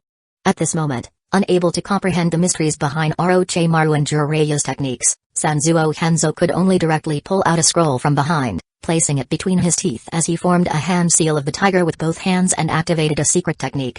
Fire style, Gokameshitsu, fire style, blazing inferno. A long wall composed entirely of explosive tags suddenly appeared, blocking the path of the existing firewall.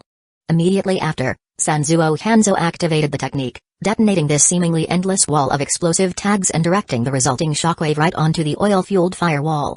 Rumble, rumble, rumble. The explosion was incredibly powerful. The oil and firewall scattered under the concentrated shockwave from the explosives, splattering everywhere, igniting countless new fires upon landing that rapidly spread outward. Then, a figure burst through the swirling inferno and charged ahead, throwing a punch straight towards Sanzuo Hanzo's face. Monster strength punch. Such reckless behavior naturally belonged to none other than Tsunade, a rough giant with an appearance and demeanor that defied expectations. Boom. This punch landed precisely on Sanzuo Hanzo's face. But instead of the blood-splattered Tsunade had envisioned, the kind where bones would fly like flower petals in all directions, the figure simply dissolved into smoke. It's actually a shadow clone. Tsunade was greatly startled. Then, a non-reflective blade gently glided across her neck. Tsunade likewise dissolved into smoke and vanished. So it's also a shadow clone. Sanzuo Hanzo felt just like having swallowed a dead fly, filled with disgust. Many hidden shadow snake hands. Immediately after, Orochimaru used body flicker to appear at Sanzuo Hanzo's right side. With a swing of his right hand, more than 10 snakes shot out from his sleeve, coiling around and binding Hanzo's body. However, as soon as the snakes wrapped around Hanzo's upper body, the poison gas from his icy breath killed them instantly. Orochimaru then opened his mouth, shooting out a blade of light. Under the control of his long, elastic, and highly flexible tongue, it swept towards Sanzuo Hanzo's neck. Sword of Kusanagi, Sky Cut. Earlier, during the battle when charging into Hidden Lee Village's military camp in the Land of Rain, Hanzo had already witnessed the Sword of Kusanagi's sharpness. Not daring to slack off, he quickly swung his chain sickle to strike the back of the Kusanagi blade, sending it flying away. Following that came Gamabunta's waist-level slash.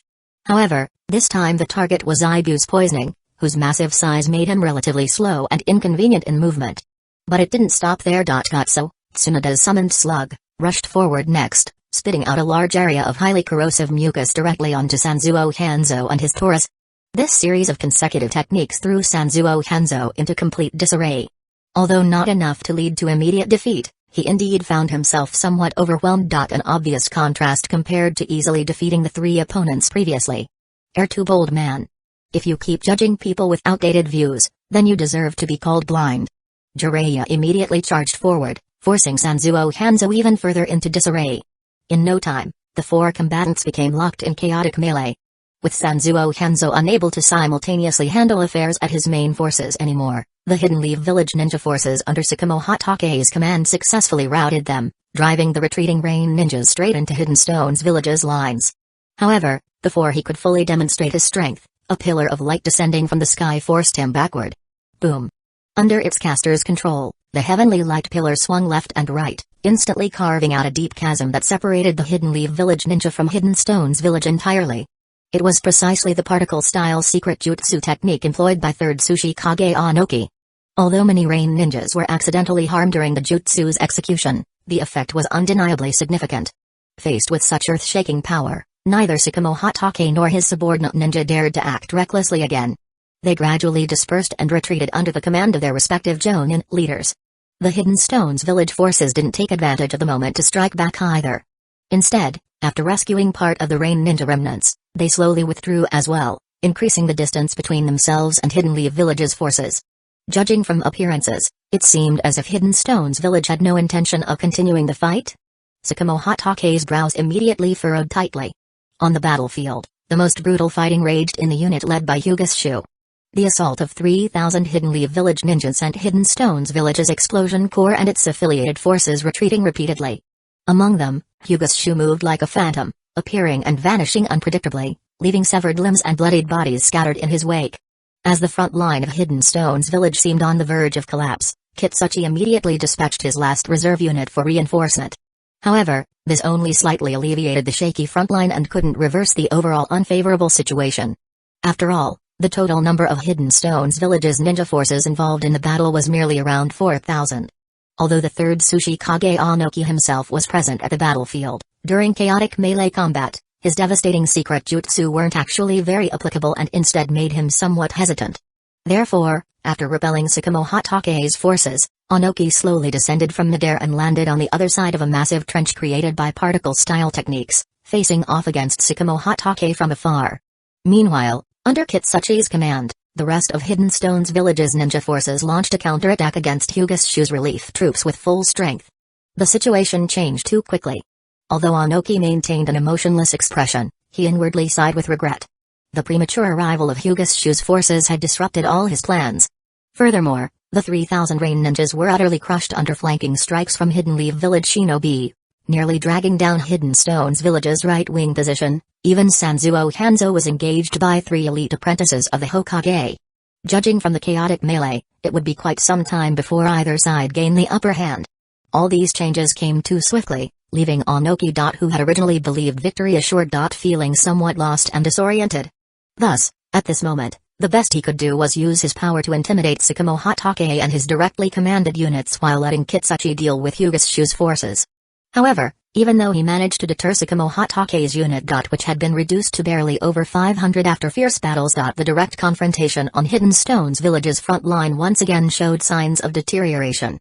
In this chaotic melee, Hyuga's Shu was like an unstoppable force, relentlessly shattering Hidden Stone's village's formations, slaying high-ranking Jonin commanders, then rapidly seeking out new targets. As for those rock ninjas who had lost their squad leaders, they were left vulnerable and were soon surrounded and systematically eliminated by the Hidden Leaf Village shinobi advancing behind them. So although numerically inferior, under Hyuga's Shu's leadership, the Hidden Leaf Village ninja forces successfully pierced through Hidden Stone's village's explosion core frontline formation and advanced straight toward Kitsuchi's main camp. There were no synchronized barrages of ninjutsu, nor dazzling volleys of shuriken and kunai. The Hidden Leaf Village forces led by Hyuga's Shu now displayed nothing but relentless surges forward. Relentless charges like berserkers unafraid of death. And precisely this unpredictable chaos completely overwhelmed Hidden Stone's village as disciplined ninja forces, known across the ninja world for their ironclad discipline. Witnessing his side's deteriorating situation, Kitsuchi even began questioning his own convictions. Who in the world fights with such suicidal recklessness? Whether it's traditional small unit skirmishes or large-scale battles with ninjutsu bombardments, things shouldn't descend into this kind of tangled, chaotic mess where both sides are hopelessly intermingled. More importantly, under these confusing circumstances, Hidden Stone's village's specialty. Combined ninjutsu attacks launched en masse. Became unusable. With enemy and friendly forces so thoroughly mixed together, launching large-scale ninjutsu bombardments inevitably risked causing heavy collateral damage. With no other choice, Kitsuchi could only have the messenger ninja contact 3rd Tsuchikage Onoki, who was personally stationed to suppress Sakamo Hatake's forces, hoping to receive tactical guidance from him. Soon enough, the messenger Jonin received Onoki's response and awkwardly relayed his message: "Take control of all rain ninjas. Our village's forces will prepare to withdraw from the battlefield. Also, notify the attacking forces in Herb Country to temporarily halt their offensive and retreat back into Herb Country territory while ensuring safety. Under no circumstances should they counterattack if pursued by Hidden Leaf Village ninja forces." Especially this second order left Kitsuchi feeling utterly bewildered. Could this actually be a ceasefire? After all the effort and planning that went into forming this alliance between Hidden Stone's village and the Rain Ninjas just to strike against Hidden Leaf Village, could this whole campaign end up amounting to nothing? Wouldn't that mean Hidden Stone's village lost without even lifting a finger? Yet Kitsuchi dared not argue with his father. He had no choice but to grit his teeth, pass on the orders, and command his subordinates to disregard collateral damage, launching concentrated, combined ninjutsu techniques, to intimidate Hidden Leaf Village ninja forces. This would allow their engaged ninjas to withdraw safely. Chapter 177, Victory Without Conquest, Combined Ninjutsu Techniques, Earth Style, Earth Pellet Technique. Though stunned by Kitsuchi's order and uneasy about unleashing jutsu into the chaos, the Hidden Stones Village ninjas were driven forward by their Jonin commanders and launched a barrage on instinct. The Hidden Leaf Village ninjas in the targeted zone. And even the Hidden Stones Village forces locked in close combat. Never saw it coming. This sudden, bizarre assault left both sides suffering massive losses. And just like that, the frontline clash zone became a true no man's land, with both factions blasted into disarray. As Hidden Leaf Village and Hidden Stones Village forces scrambled to retreat, Onoki, stationed across the battlefield, unleashed his technique from afar. Earth Style, Rockburst Colossus Technique. A small lump of white clay spat from Onoki's mouth soared toward the battlefield's empty zone. When it met the wind, it expanded rapidly, swelling into a 10-meter-tall clay colossus that blocked Hidden Leaf Village's attempt to advance once more. Seeing this, Hyuga's Shu ordered his forces to halt their attack and slowly spread out in an organized way toward both flanks. Up against an army like Hidden Stones Village that ran like a war machine, staying in formation was just asking for trouble. Plus, these troops were cobbled together on the fly. Making them hard to control under pressure. Which was why Shu had adopted the seemingly chaotic melee strategy. Sure, it came at a heavy cost. But better than standing neatly in line while getting wiped out by Hidden Stones Village's combined ninjutsu techniques. Still, Hidden Stones Village's intentions right now were far too unclear. There was no room for recklessness. Meanwhile, Sanzuo Hanzo. Who had been locked in fierce battle with the Sannin. Noticed what was happening, and his heart sank instantly. It was only now that he came down from the heat of combat, regaining a bit of clarity as he checked the status of his Rain Ninja forces. His stomach dropped even further.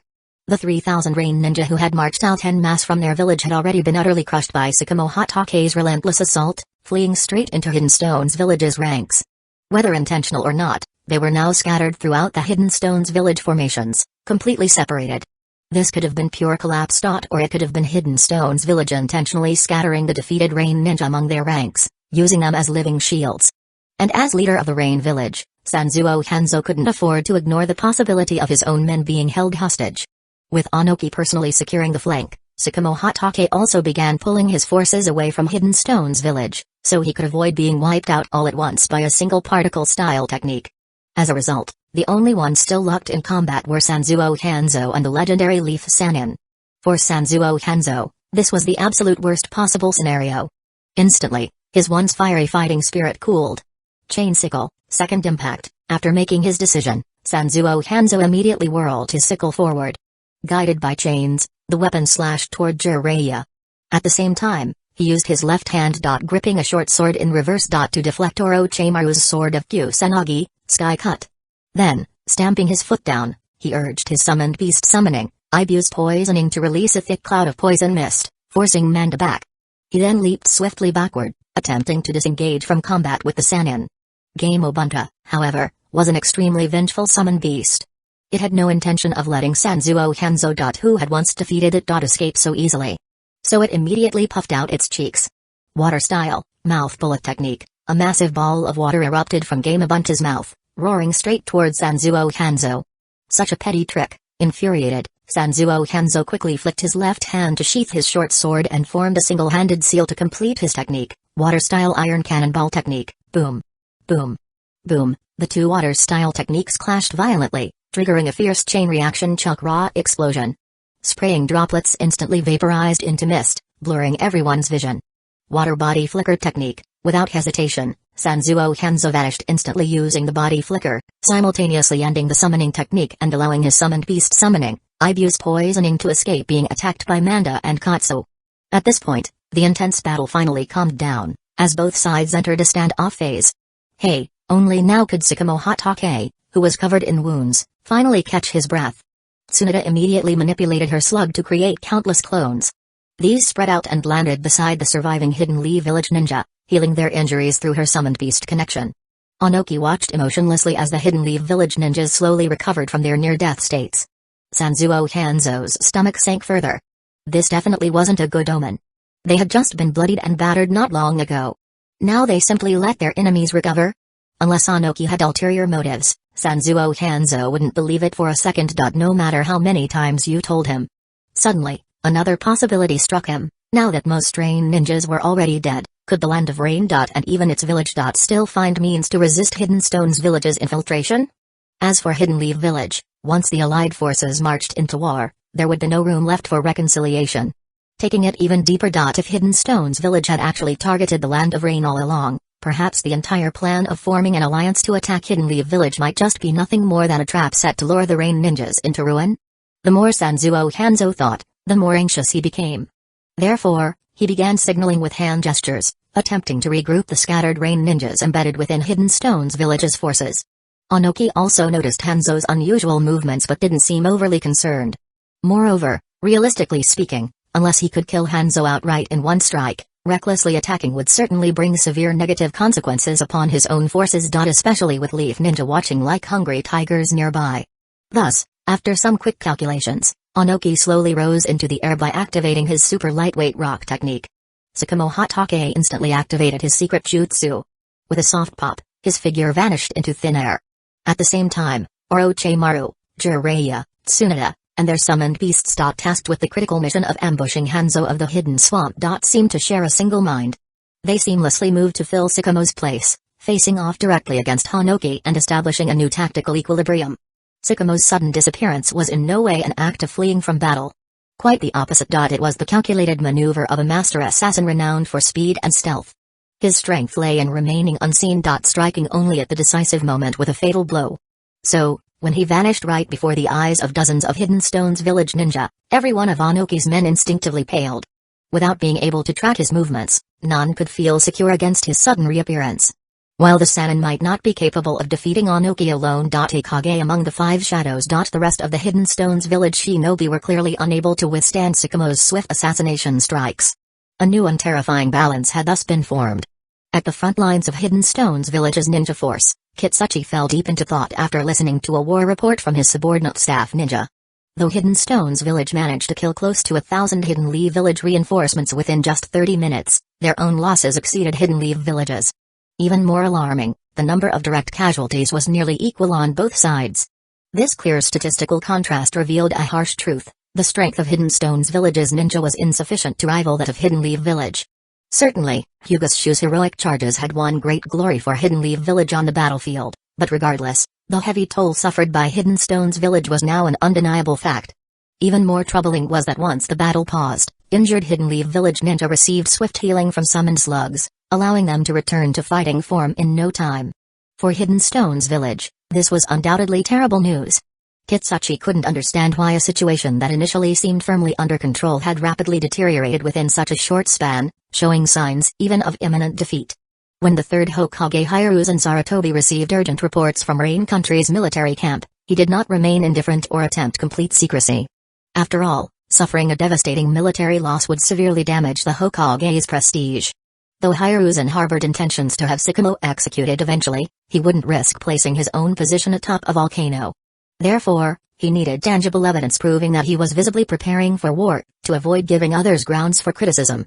The reasoning was straightforward, considering Hidden Leaf Village's current weakened state and aiming to prevent unnecessary panic within the village that might jeopardize the overall strategy. He secretly arranged for Anbu Ninja to request various ninja clans to dispatch additional clan members to form a newly trained regiment under village command.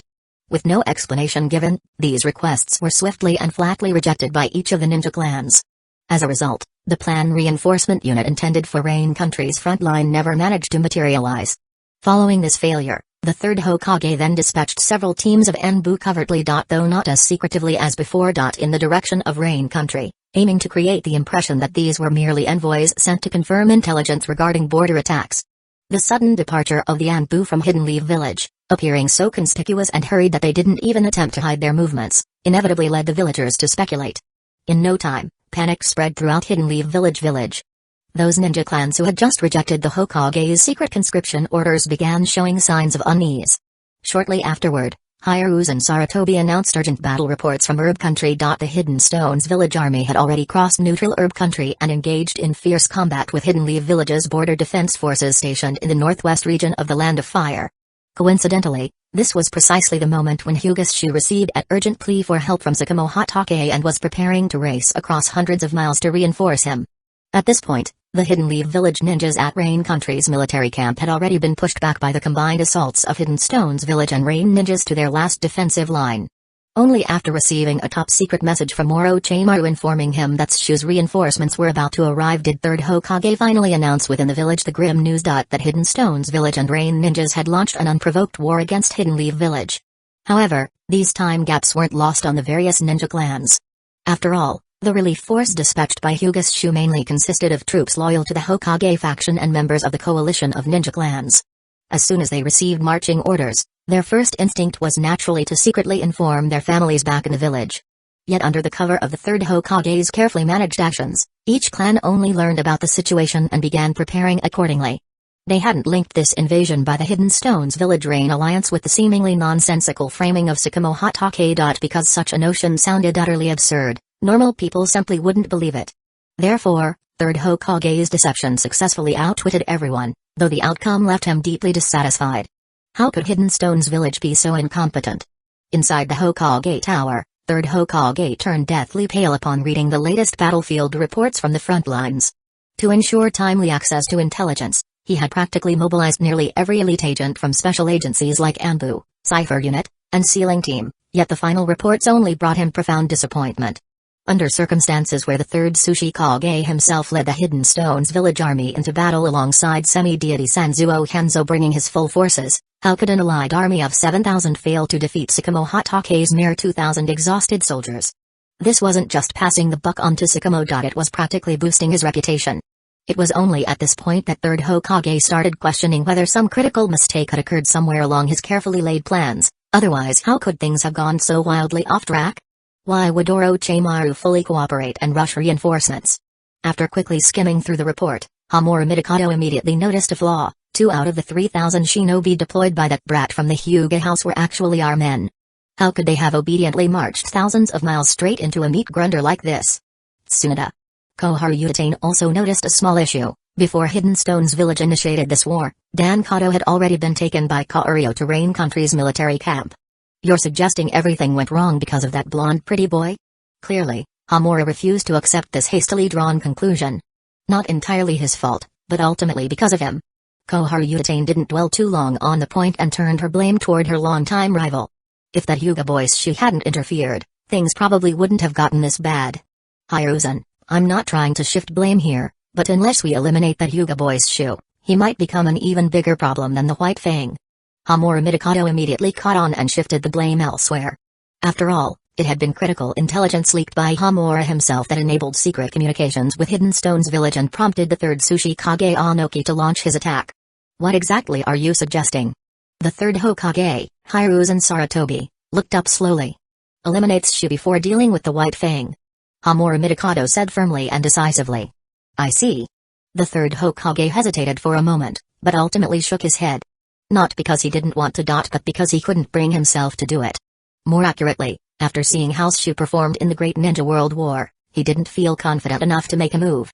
Chapter 178, Trust Without Doubt. In a single day, all sorts of rumors continuously spread and intensified throughout Hidden Leaf Village. The entire village was alarmed 3 times in one day, leaving everyone anxious and unsettled. Yet despite this, the Hokage Tower showed no intention of dispelling the rumors, merely releasing battlefield updates from Rain Country's border region in an orderly fashion. Just as news of the large-scale conflict along Herb Country's border had just begun to circulate, villagers hadn't even had time to say here we go again before whispers about Rain Country's expeditionary force being defeated by the Hidden Stones Village Rain Ninja Alliance began spreading wildly. As rumors about the ongoing war spread wildly through Hidden Leaf Village, clan members who knew the truth could stay silent no longer and came forward to clarify matters. At that moment, suddenly, the Hokage Tower issued a major announcement. The elite forces under the command of the legendary Sannin stationed in Lightning Country had already assembled completely and were now rushing at full speed to reinforce the Rain Country battlefield.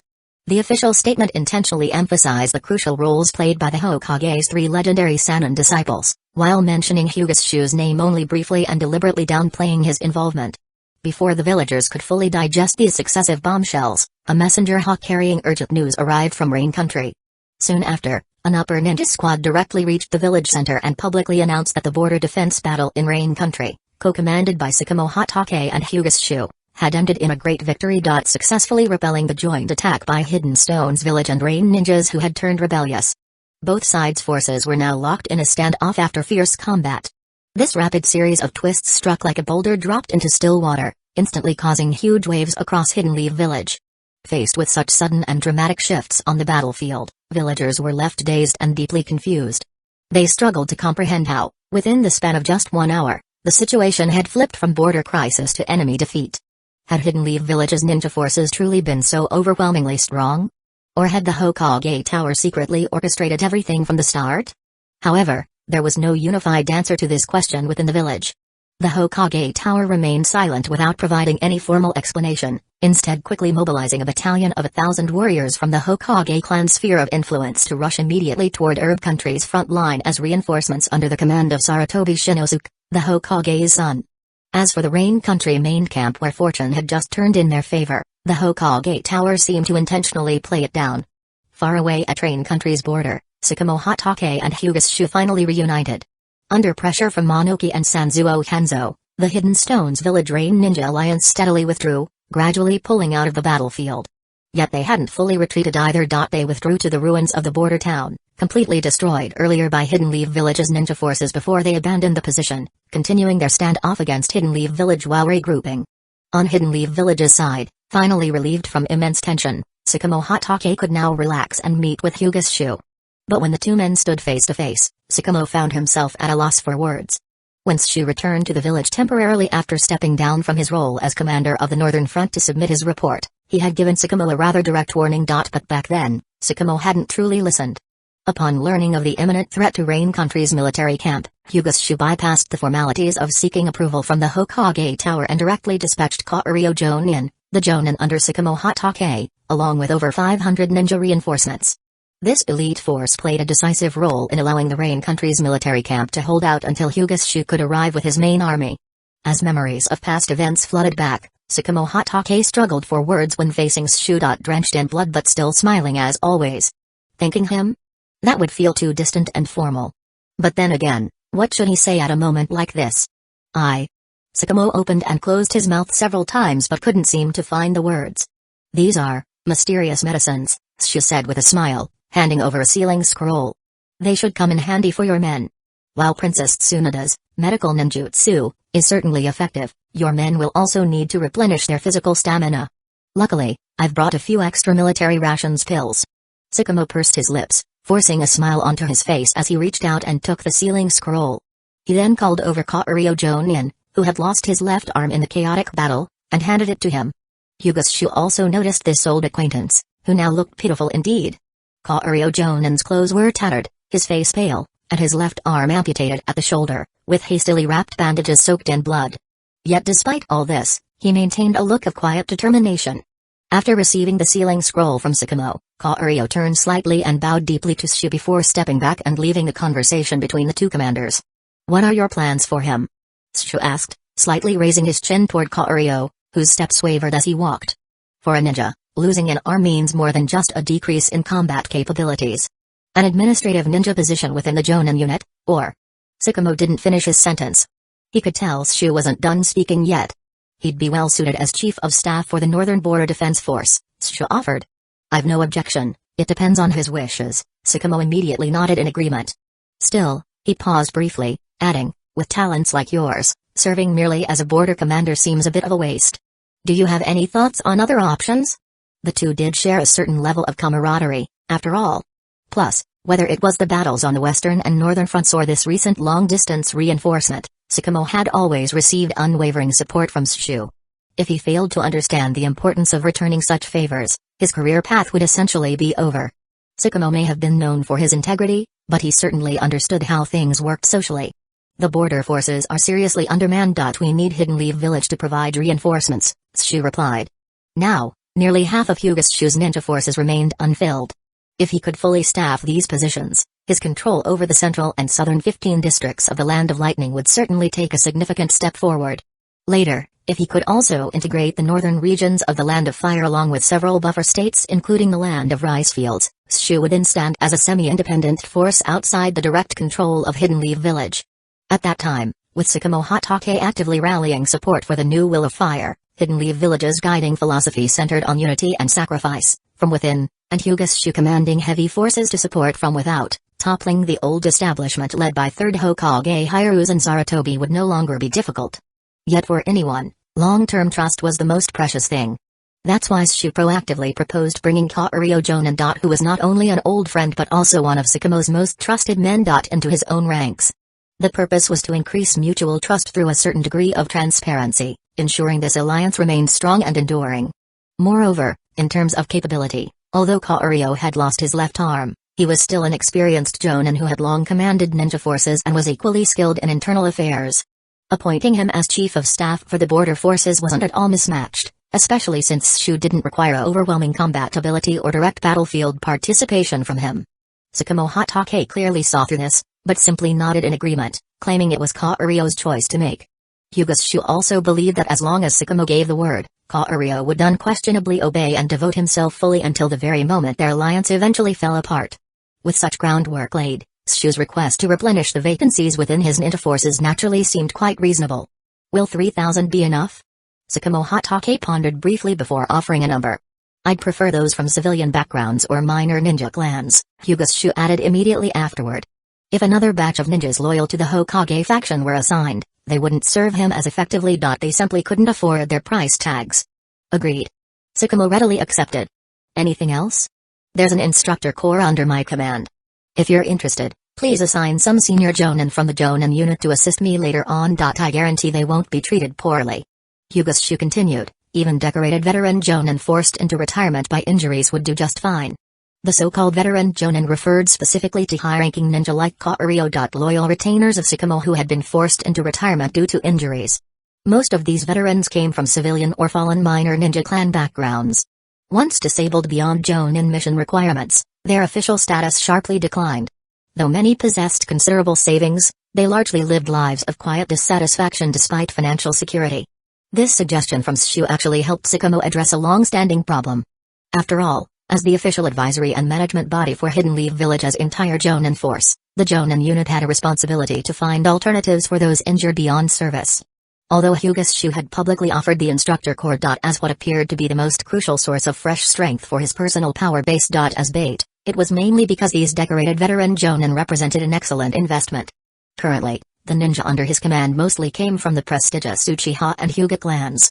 However, aside from the Hiryu Uchiha, his trusted confidant, and Might Dewey, the earnest but not particularly cunning disciple, Shu actually had very few people he could truly trust. Even those who weren't entirely trustworthy but could still be of some use were in painfully short supply. Therefore, Shu's power structure was like a castle built on sand. It couldn't withstand even a moderate storm. Even though tax region contracts and direct control over the 5 southern prefectures brought him massive wealth, not turning those resources into actual strength was like letting a kid run around a busy market with gold in hand. Just asking for trouble. The instructor corps, serving as the foundation of his future power, must thus be staffed with competent and trustworthy individuals. Moreover, these appointees needed to possess certain abilities while avoiding the creation of new factions within the power structure. Under such circumstances, those decorated veteran Jonin naturally became ideal candidates. These individuals, already Jonin rank themselves, inevitably possessed exceptional qualities. Although their physical abilities might vary when they still had intact bodies, at the very least their vision and depth of experience met the standards required of a qualified Jonin. Something quite different from Jonin originating from the Hokage faction. Those who rose to Jonin rank outside the Hokage faction undoubtedly possessed their own strengths. Hence, for Hyuga Shu, these decorated Jonin were the best choices for instructors. Moreover, even if some of them harbored different aspirations, due to their physical impairments limiting individual combat effectiveness, Shu could relatively easily eliminate any potential threats, which also related directly to his control over the instructor corps. In short, employing these veteran shinobi was definitely more beneficial than harmful for the current Shu, at the very least significantly reducing the time required to cultivate personally loyal ninja forces. In that case, I'll gladly thank you then. Tsukumo Hatake didn't really think much about it, so regardless of the bloodstains on Hyuga Shu's body, he gave him a big hug. Meanwhile, as the Hidden Leaf Village ninja forces rapidly regained their vitality under Tsunoda's medical care, the atmosphere between them and the opposing Hidden Stones Village Rain Ninja Alliance turned extremely peculiar. Sanzuo Hanzo tightly covered the filter mouthpiece of his gas mask, while his rain ninjas gathered around him. Though still facing the Hidden Leaf village forces opposite them, they anxiously kept glancing back and forth at the Hidden Stones village ninjas surrounding their flanks and rear. The reason Sanzuo Hanzo covered his filter wasn't due to a broken or spareless mask, but rather to use this gesture as a warning to those suspicious-looking Hidden Stones village ninjas. He had the power to take everyone down with him. It'd be wise not to do something that hurt friends and helped enemies at the same time. After all, the original 3,000 rain ninjas had now been reduced to only about 1,200, whereas Hidden Stones village still maintained more than 2,000 shinobi. Added to this was the presence of third Tsuchikage Onoki, which compelled Sanzuo Hanzo to adopt this desperate measure. This eerie atmosphere lasted for nearly an hour before Onoki finally floated over, hovering above the rain ninjas as he looked down upon Sanzuo Hanzo standing at their forefront. "Can you still fight?" Onoki's tone remained unnaturally calm, like the eerily still sea surface right before a storm. Sanzuo Hanzo glanced back at the rain ninjas, wrestling with inner turmoil. However, after some consideration, Sanzuo Hanzo still shook his head. Though calling off the fight now would mean all those more than 1,000 rain ninja sacrifices were for nothing, there was no choice. Never mind sharing in the victory. If the battle continued, the rain ninja faced near total annihilation. "In that case," Onoki said, "have the rain ninjas withdraw first. We'll discuss the rest later." His voice carried not the slightest change in tone. This already amounted to de facto acknowledgement that Hidden Stones village was unwilling to continue fighting. But under the circumstances, Sanzuo Hanzo had little time to dwell on implications and immediately signified agreement. Onoki waved his hand, and the Hidden Stones village ninja force promptly cleared a path. Under Sanzuo Hanzo's leadership, the rain ninjas withdrew from the battlefield while being watched by the Hidden Stones village ninja. "Father, Honored One." Kitsuchi swiftly approached his father using super lightweight rock technique. "What do you think they resemble?" Onoki asked, pointing toward the retreating rain ninjas. "A defeated army?" Kitsuchi hesitated, unsure what his father meant. "No." Onoki shook his head and sneered. "Don't they look more like a pack of homeless dogs?" Kitsuchi had no reply. "Either you're sitting at the table, or you're on the menu," Onoki remarked contemptuously. As a village leader, Hanzo doesn't even comprehend this simple truth. It seems the title semi-god is nothing but an empty reputation after all. Chapter 179, Unraveling the Clues. After a round of emergency treatment, the wounded Hidden Leaf village ninja forces quickly regained basic mobility. Stimulated by military rations and other secret medicinal potions, they restored their combat effectiveness. Though such stimulation inevitably came with varying degrees of side effects. For ninjas, survival was always the top priority. Following the rain ninjas' withdrawal, Hidden Stones village began reorganizing under Onoki's command, forming its defensive turtle formation. Across from them, Hidden Leaf village had just assumed the crane wing formation and stood ready to engage. It was only then that Hyuga's Shuan Sakamo Hatake. Preoccupied with political negotiations. Finally noticed something unusual within the allied forces. The rain ninjas, alongside Hanzo Sanzuo, had completely vanished. After questioning the Hyuga branch house ninja stationed on the front lines for reconnaissance, the two learned about the sudden developments. However, everything seemed far too coincidental, as though a hidden scheme was already in motion. No one could be sure whether the rain ninjas were planning to shift direction and find another route into the Land of Fire. Thus, after a brief discussion amongst Shu, Sakamo, and Orochimaru, they decided immediately to dispatch a scouting unit from the ninja force to prevent any surprise infiltration by the rain forces. From across the battlefield, however, this move by Hidden Leaf village stirred unrest within Hidden Stones village's ninja force. Even Kitsuchi suspected it might be an attempt by Hidden Leaf village to pull out elite units for flanking maneuvers, blocking Hidden Stones village's retreat path. Thankfully, since the legendary third Tsuchikage Onoki himself was present within Hidden Stones village's ninja force, the commotion quieted quickly under control from commanding Jonin. In truth, Hidden Stones village couldn't afford to overlook such concerns. Opposite them stood renowned Hidden Leaf village commanders. Not merely Sakamo, the famous White Fang. But also Shu, who once defeated 4,000 Hidden Clouds village ninjas with only half that number. Facing such formidable tacticians, Hidden Stones village dared not relax even slightly. Immediately thereafter, Kitsuchi ordered a 100-man unit to withdraw toward the rear, aiming to seize critical crossroads along their escape route. Yet for Hidden Leaf village, Hidden Stones village's response further confirmed suspicions about an impending second front. Under leadership from Shu and Sakamo, both wings of the crane wing formation slowly advanced against Hidden Stones village's turtle formation. Hidden Stones village responded in kind, shifting formations under Kitsuchi's orders to counter Hidden Leaf village's pressure. Enough nonsense.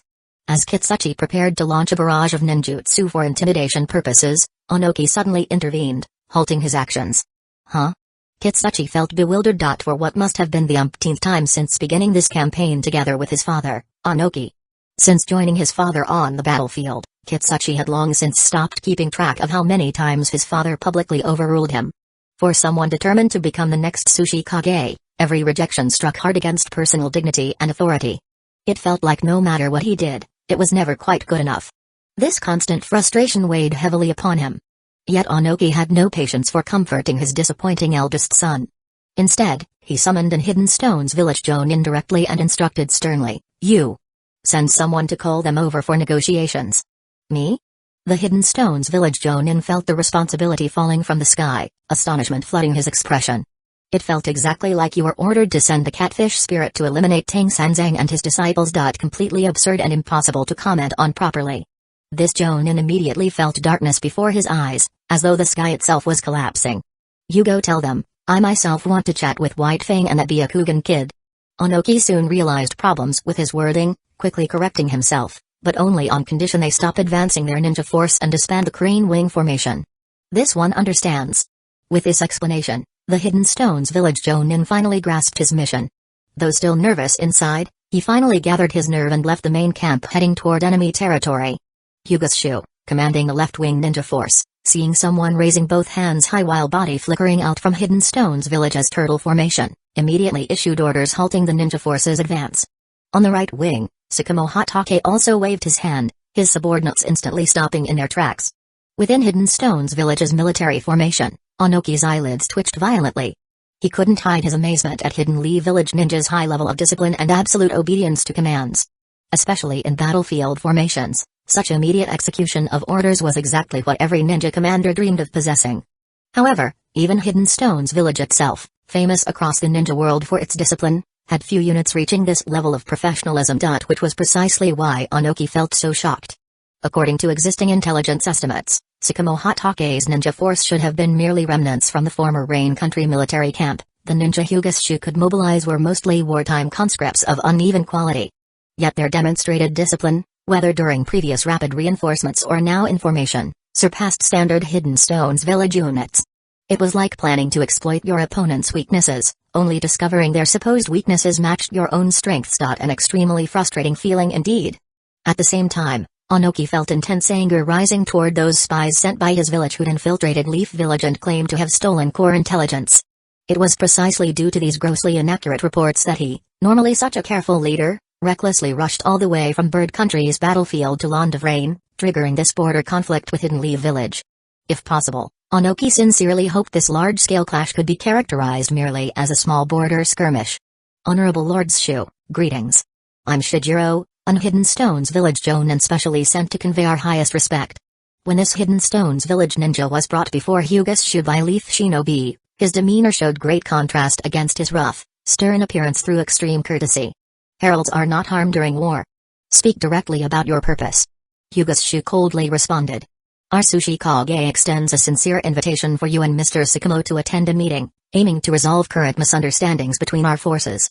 Shijiro politely stated his purpose. Misunderstandings?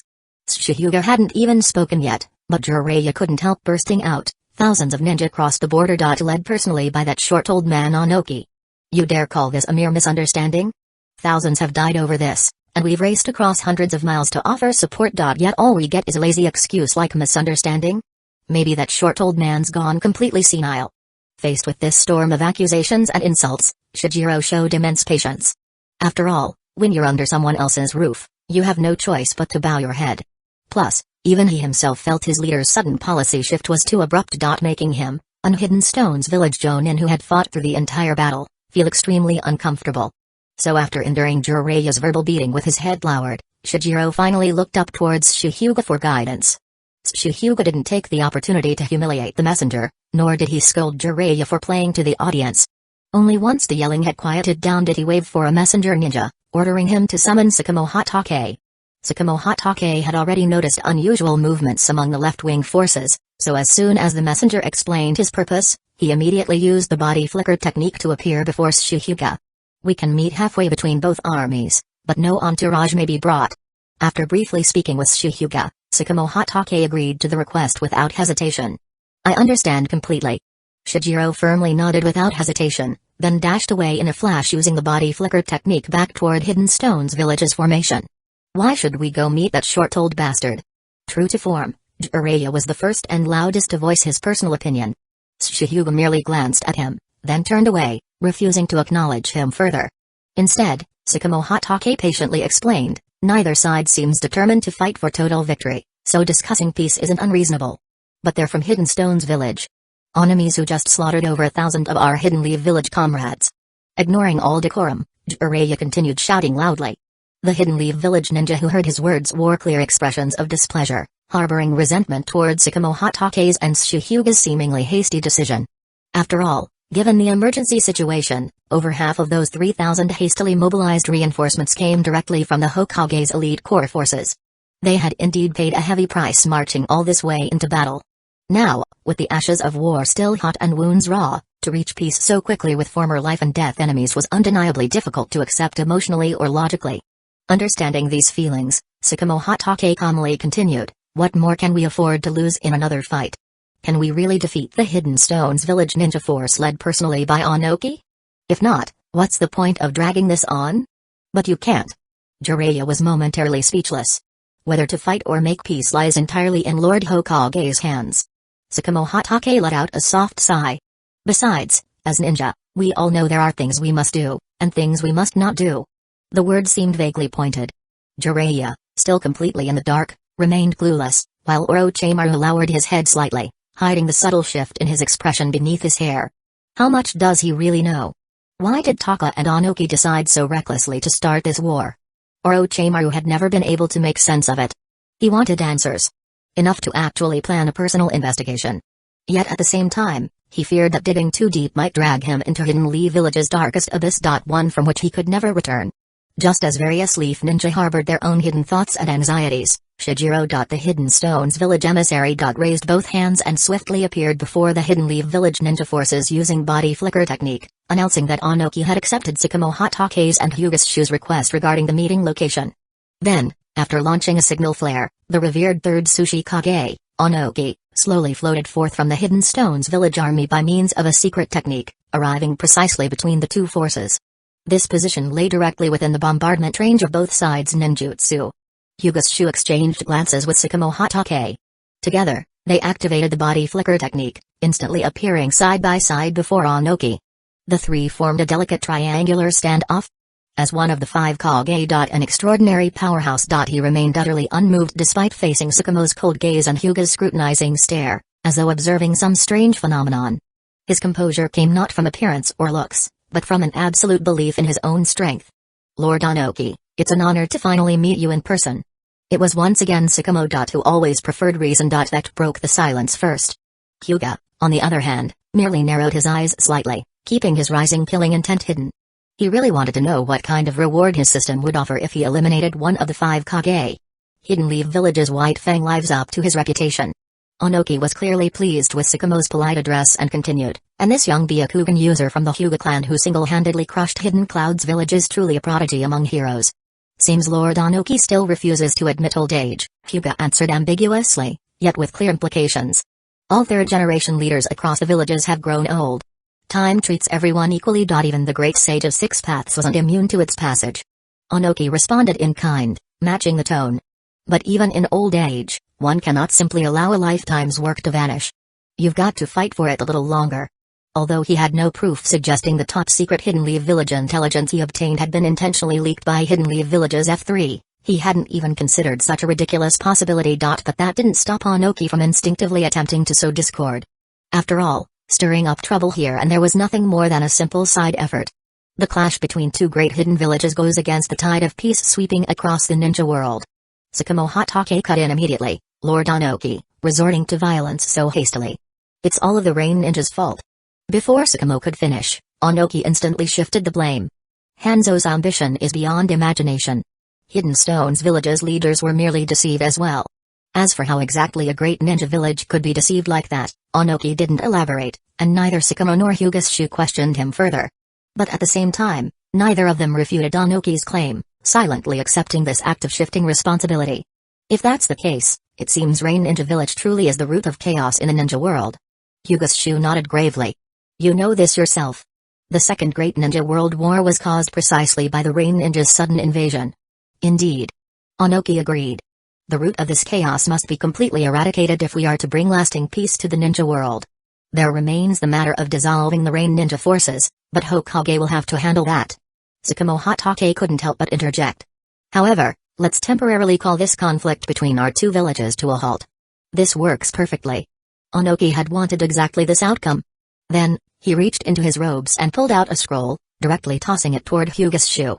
During their previous brief conversation, he had sensed a hint of defiance from Shu. Without a word, Hyuga's shoe caught the scroll and studied it closely. It was a sealing scroll marked with encoded seals. Judging from the design of these seals, it should contain crucial intelligence information. As for Onoki giving this item directly to Shu, his intention was expressionless. Hyuga's shoe put the scroll into his scroll pouch right in front of Tsukumo Hatake and Onoki. Tsukumo opened his mouth as if to say something, then stopped himself. Chapter 180, Open Arrows and Hidden Daggers. Though the agreement reached with Onoki. Where both sides would withdraw and cease hostilities. Had proceeded smoothly, and its execution afterward had gone off without a hitch, Tsukumo Hatake couldn't stop thinking about the sealing scroll that Onoki had freely given to Hyuga's shoe. In fact, he was so preoccupied that he seemed almost absent-minded beyond reason. Once Hidden Stone's village's ninja force had fully withdrawn and Hidden Leaf village's forces had retaken control of the border town in a land of rain, Hyuga's shoe noticed Tsukumo's distraction and pulled him aside. "Do you want to see what's inside?" Hyuga's shoe held up the sealing scroll and spoke plainly. "What's within might deeply disappoint you, even cause you to lose your way as a ninja. Or worse, lead you down a dark path. Have you looked at it?" Tsukumo asked curiously. Although they hadn't been together constantly, during the process of taking over positions across the shinobi world, Hyuga's shoe shouldn't have had time to open this scroll. "Not yet," Hyuga's shoe shook his head, then grinned faintly without any real humor. "But I can probably guess what's in there. Maybe it's just another one of Onoki's schemes." Tsukumo remained silent for a long while before finally speaking softly. "The cost of sowing discord is so low, I didn't expect him not to exaggerate further." "Precisely. And it was an open ploy, done right in front of us." Hyuga's shoe shrugged indifferently. "Yet it reveals human nature all too well, doesn't it? When there's smoke, there's fire. A single sealed scroll has unsettled you because deep down, you're already full of doubt yourself. Tsukumo-kun, stop deceiving yourself." Hyuga's shoe's words ruthlessly pierced Tsukumo's final psychological defenses. "I understand." After a long pause, Tsukumo, who had turned pale, nodded slowly. "If it really is like that, then what should we do next? If you don't push forward against the current, you'll only be swept away by it. You've already lost the chance to retreat."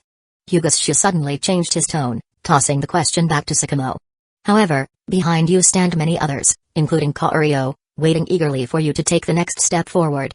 Tsukumo said nothing. "Then this scroll shall be yours to handle." Seeing this, Hyuga's shoe stopped pressing him further and simply handed over the sealing scroll. "It may contain real evidence, or it could be forged documents. More likely, it's a mix of truth and deception. What you do with it is entirely your choice." Tsukumo sighed softly and reached out to take the scroll. He held it in his palm for a moment, then clenched his teeth and summoned a burst of chakra fire, turning the sealing scroll into ash. Hyuga's shoe arched an eyebrow but didn't try to stop him. Only after completely destroying the scroll did Tsukumo let out a breath, scattering the remaining ash into the wind. The tense look on his face eased slightly. "Feeling better now?" Hyuga's shoe asked with a smile. "Indeed." A faint smile graced the face of Tsukumo Hatake. "It'll be troublesome for anyone who tries to confront us without evidence in the future." Hyuga's shoe continued to fan the flames. "I don't care about evidence." Tsukumo Hatake shook his head. "When it comes to the ninja way and the will of fire, there's only one way this ends. One side wipes out the other. Do you really think a worthless piece of paper could possibly bring someone down?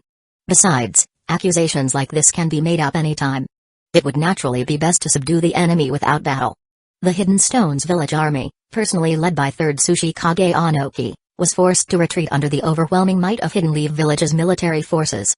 This marked a great victory for Hidden Leaf Village. Although members of the Hokage faction bitterly resented what they saw as a pointless war, they were powerless to alter the outcome. Because even they themselves no longer wished to keep fighting. It's always easier to argue than to engage in real combat, so they clung tightly to their verbal advantage. Hyuga's shoe directly ignored their complaints and ordered a withdrawal to regroup after Tsukumo Hatake began reorganizing the defense line. At the same time, Hyuga's shoe issued an official victory dispatch detailing the battle results back to the village and petitioned rewards for all participating ninja.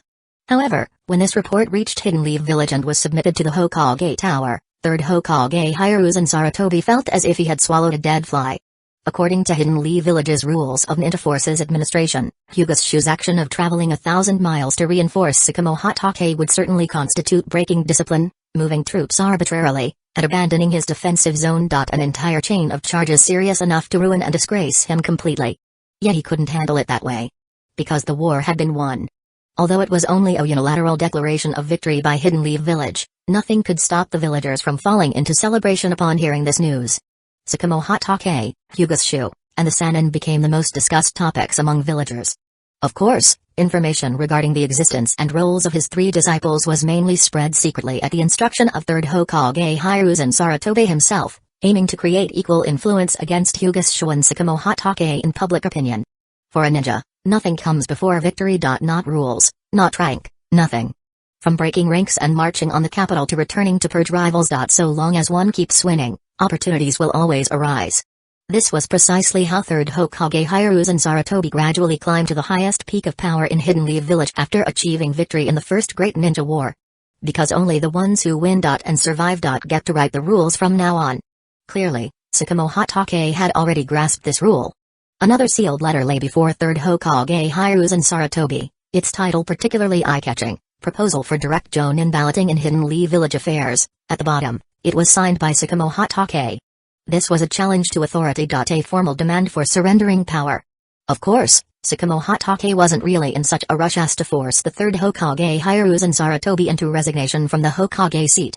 His demand was simple and clear. Fully establish and implement the Jonin Council election system. Setting clear rules so every Jonin in the unit could cast one vote to directly elect the Hokage. After all, as the condition for Sakamo agreeing to leave the village during a critical moment to station himself at Rain Country's military camp, Hidden Leaf Village had indeed announced this so-called direct election proposal. But nothing more followed. As for those clan leaders, they conveniently chose not to make a big deal out of it. One reason was to keep pressure off themselves, and the other was their belief that Sakamo Hatake wouldn't bring up a motion just on a whim to be displayed uselessly. Now, with Sakamo defeating the Hidden Stones Village Rain Ninja Alliance alongside Hyuga, the clan leader's initial suspicions were further confirmed. Therefore, right after Hyuga's victory report reached the village, Sakamo Hatake's enhanced proposal landed on the Hokage's desk too. However, to the 3rd Hokage Hiruzen Sarutobi and the other 2 advisory elders, this so-called enhancement proposal was nothing more than Sakamo Hatake overstepping due to self-conceit. From the very beginning, they had actually opposed the idea of Jonin direct elections for Hokage. Somebody witnessed Onoki giving that young brat from the Hyuga household a scroll. Hamura Midokado rushed into the Hokage office, his face looking sour, as if he'd just tasted some orige. The kind of thing that makes your face twist like you've eaten raw chili paste. That scroll has already been personally destroyed by Sakamo, replied the 3rd Hokage Hiruzen Sarutobi without even lifting his head, calmly speaking. But he didn't open the proposal either. He simply let his hand linger over the cover. Are you certain? Still uneasy, Hamura asked again. What difference does it make whether such evidence exists or not? The 3rd Hokage looked up, meeting Hamura's anxious expression with calm words. Hamura, do you think I would abandon you and use you as a scapegoat to sacrifice? That won't happen, Koharu Utatane shook her head. Just then, Koharu Utatane also entered the Hokage office. Clearly, she had caught wind of the reports Hyuga and Sakamo Hatake had sent back to the village through her own sources, otherwise, she wouldn't have hurried here like this. This was Hidden Leaf Village's Hokage Tower. To Hidden Leaf Village's top leadership, it might as well have been nothing more than a ramshackle makeshift team. A bunch of actors thrown together on a rickety stage with no script. Had it not been for their deep-rooted heritage and the fact that no matter what crisis arose, someone always stepped up to turn things around, Hidden Leaf Village's F4 would have likely caused the village to collapse long before the first Great Ninja War even ended. Orochimaru had already led the troops back to the Land of Lightning, said Koharu Utatane. Hiruzen, we can't let our own people keep fighting to profit that Hyuga brat. Disband the forces now? The 3rd Hokage had been expecting that. Not only should we disband them, but we must also redeploy the Northern Front forces to the Eastern Coastal Camp. Now that I know you're unharmed, let's focus on our course of action. Hamura Midokado immediately started scheming after learning of his own safety. We must stir up real chaos between the Hyuga main house and branch house. Ideally, we could force them to trigger the caged bird seal's self-destruction right then and there. A complete split isn't realistic, he continued, but turning the main house and branch house against each other shouldn't be too difficult. Third Hokage Hyuga and Sarutobi calmly analyzed. Although tensions indeed run high between them, they haven't reached a breaking point yet. Why not? Hamura Midokado intentionally asked despite already knowing the answer. Because their interests haven't been completely divided yet. The branch house still has a path forward through service in the northern front. Clearly enjoying this interaction with his old friend, Hyuga continued. More importantly, neither side has fully realized their ultimate strength yet. Still, the Hyuga clan's power can unquestionably be called Hidden Leaf Village's top powerhouse. Koharu Utatane added with a sinister tone, it's time for the village to recognize this officially. That's right. Especially since they command two major ninja force headquarters. There's no exaggeration in calling them Hidden Leaf Village's top powerhouse. Hamura Midokado immediately acted as though he'd just came to this realization. Now, if the Hyuga clan were labeled Hidden Leaf Village's top powerhouse. Even the leading ninja clan across all nations. Who'd take offense? Undoubtedly, it would be the conceited, arrogant Uchiha clan with their lofty pride. And once these two powerful Dujutsu clans went head-to-head, the coalition of ninja clans would lose its strongest pillar of strength. Beyond that, how would Hyuga fare with numerous Uchiha ninjas under his command? After all, when it comes to clan pride, neither the Uchiha nor the Hyuga are known for backing down easily. While their alliance held briefly out of shared interest, it was obvious the other clans still preferred negotiating with the more reasonable Hyuga. If the Uchiha were expelled from the coalition and returned to their previously isolated state, what kind of reaction might they have? Especially considering the Uchiha controlled Hidden Leaf Village's strongest department. The policing department, Hidden Leaf Village's elite security force. What a perfect weapon for old grudges. Almost instantly, schemes began bubbling up endlessly in Hamura Midokado's mind. Plots to stir up trouble, fabricate incidents, fan the flames, and exacerbate tensions. How should the village respond to their official declaration of return then? Koharu pointed at the documents on Third Hokage's desk while asking. Or perhaps we should simply ignore it. That won't work. Hamura Midokado immediately shook his head vigorously. If we handle it like that, public opinion will surely turn against us. So how do you think we should properly manage this situation? The third Hokage asked promptly. This was exactly the part he found tricky. Reward all participating ninja generously, especially Orochimaru, Jiraiya, and Tsunade. Hamura Midokado pointed at the combat report sent back by Hyuga while speaking. We must highlight all participating ninjas' great contributions and promote this battle as Will of Fire, the spirit that defines Hidden Leaf Village's best example. Koharu seemed somewhat confused now. As for that Byakugan boy, just mention him briefly in the propaganda. But Sakamo requires special handling. Hamura Midokado added. How should we handle him? Hyuga and Sarutobi became more interested. Split at 50-50. Hamura declared, strike a 50-50 balance between his merits and faults. After all, before the arrival of reinforcements, Sakamo Hatake suffered repeated defeats. His record was nothing but a waste of Hidden Leaf Village ninjas' lives and sacrifices. Appropriate? Hyuga raised his eyebrows. Perfectly appropriate. Koharu Utatane immediately chimed in support. In that case, I'll leave this matter in your hands, Hyuga nodded, handing Hyuga's combat report to Hamura. It's entirely in your hands. The village needs clever minds like yours to steer the changes. Don't you worry, Hyuga. Hamura nodded with modest arrogance. You know my work style. You can rest assured. What about this proposal then? Hyuga picked up Sakamo's enhanced proposal document and asked. This is extremely significant, Hamura gave another suggestion. I recommend holding both the Ninja Clan Summit and Jonin meeting discussions. We must let those wavering clans see how many Jonin units actually support Sakamo, making them see how commoners rising in power threatens their own interests. This is an open scheme, but could cause divisions within the village. Hyuga sighed, appearing hesitant. All of this is Sakamo and Shu's fault. Koharu's eyes turned as she instantly understood this was her old friend trying to act morally superior again, so she willingly took the villain role. It's not your fault at all. Sakamo simply pushed too hard, and besides, we can't let the teacher's hard work go to waste. You're absolutely right. Let's do it. Hyuga clenched his teeth as if making a tremendous decision. The two council elders then began performing dramatically in unison, appropriately supporting and praising each other. Chapter 181, The Subdivision of Jonin along with Hyuga, all surviving injured ninja from the former Rain country's military camp. Including Kaorio Jonin. Were also sent back to the Land of Lightning's occupied territories. They had been convinced by Sakamo Hatake and chose to follow Hyuga to serve as decorated veteran Jonin instructors in the Northern Border Defense Forces Instructor Corps. As a sign of gratitude, upon returning to Hakone Camp, Shu didn't even pause to reunite with his long-lost love, Mahiru Uchiha. Instead, he immediately issued formal appointments, naming Kaorio as Chief Staff Officer of the Border Forces, then appointing the veteran Jonin who followed him as training instructors. Each receiving the same treatment as registered Jonin in active combat units. This respectful gesture moved many veteran Jonin deeply. Though not yet enough to inspire unwavering loyalty, it did manage to shift their initial work for pay mindset, planting in them a renewed sense of belonging. The 500 shinobi originally transferred from the Kinki main camp to form Shinsengumi had dwindled down to only about 300 survivors after marching thousands of miles into battle. These ninja, tempered through real warfare, were also seen by Shu as reliable forces. He incorporated them into the instructor corps for intensive training to adapt them for frontline operations along the border. Moreover, since most of these training instructors came from civilian origins, there were no significant communication or class barriers between them, making team integration and training proceed relatively smoothly overall. After handing over responsibility to Takahiro Uchiha for overseeing the training schedule, Shu, who had been overwhelmed for days, finally returned to his mansion to share a long-awaited moment with his beloved Miharu-chan. While Hidden Leaf Village basked openly in the glow of victory, unrest had already begun stirring beneath the surface. Sakamo Hatake's revised policy agenda and the Hokage Tower's meeting notice stirred endless speculation among the leaders of various ninja clans. Led by the head of the Hyuga clan, most of Hidden Leaf Village's ninja clan leaders, excluding the Uchiha, gathered frequently in the Hyuga district to exchange views ahead of the meeting, attempting to establish a unified stance before the official session. Even the Inoshikacho triad, the historic alliance of Nara, Yamanaka, and Akimaki clans, a core supporter of the Hokage faction, sent representatives under subtle hints from 3rd Hokage Hiruzen Sarutobi to meet with the Hyuga head, trying to gauge certain inclinations.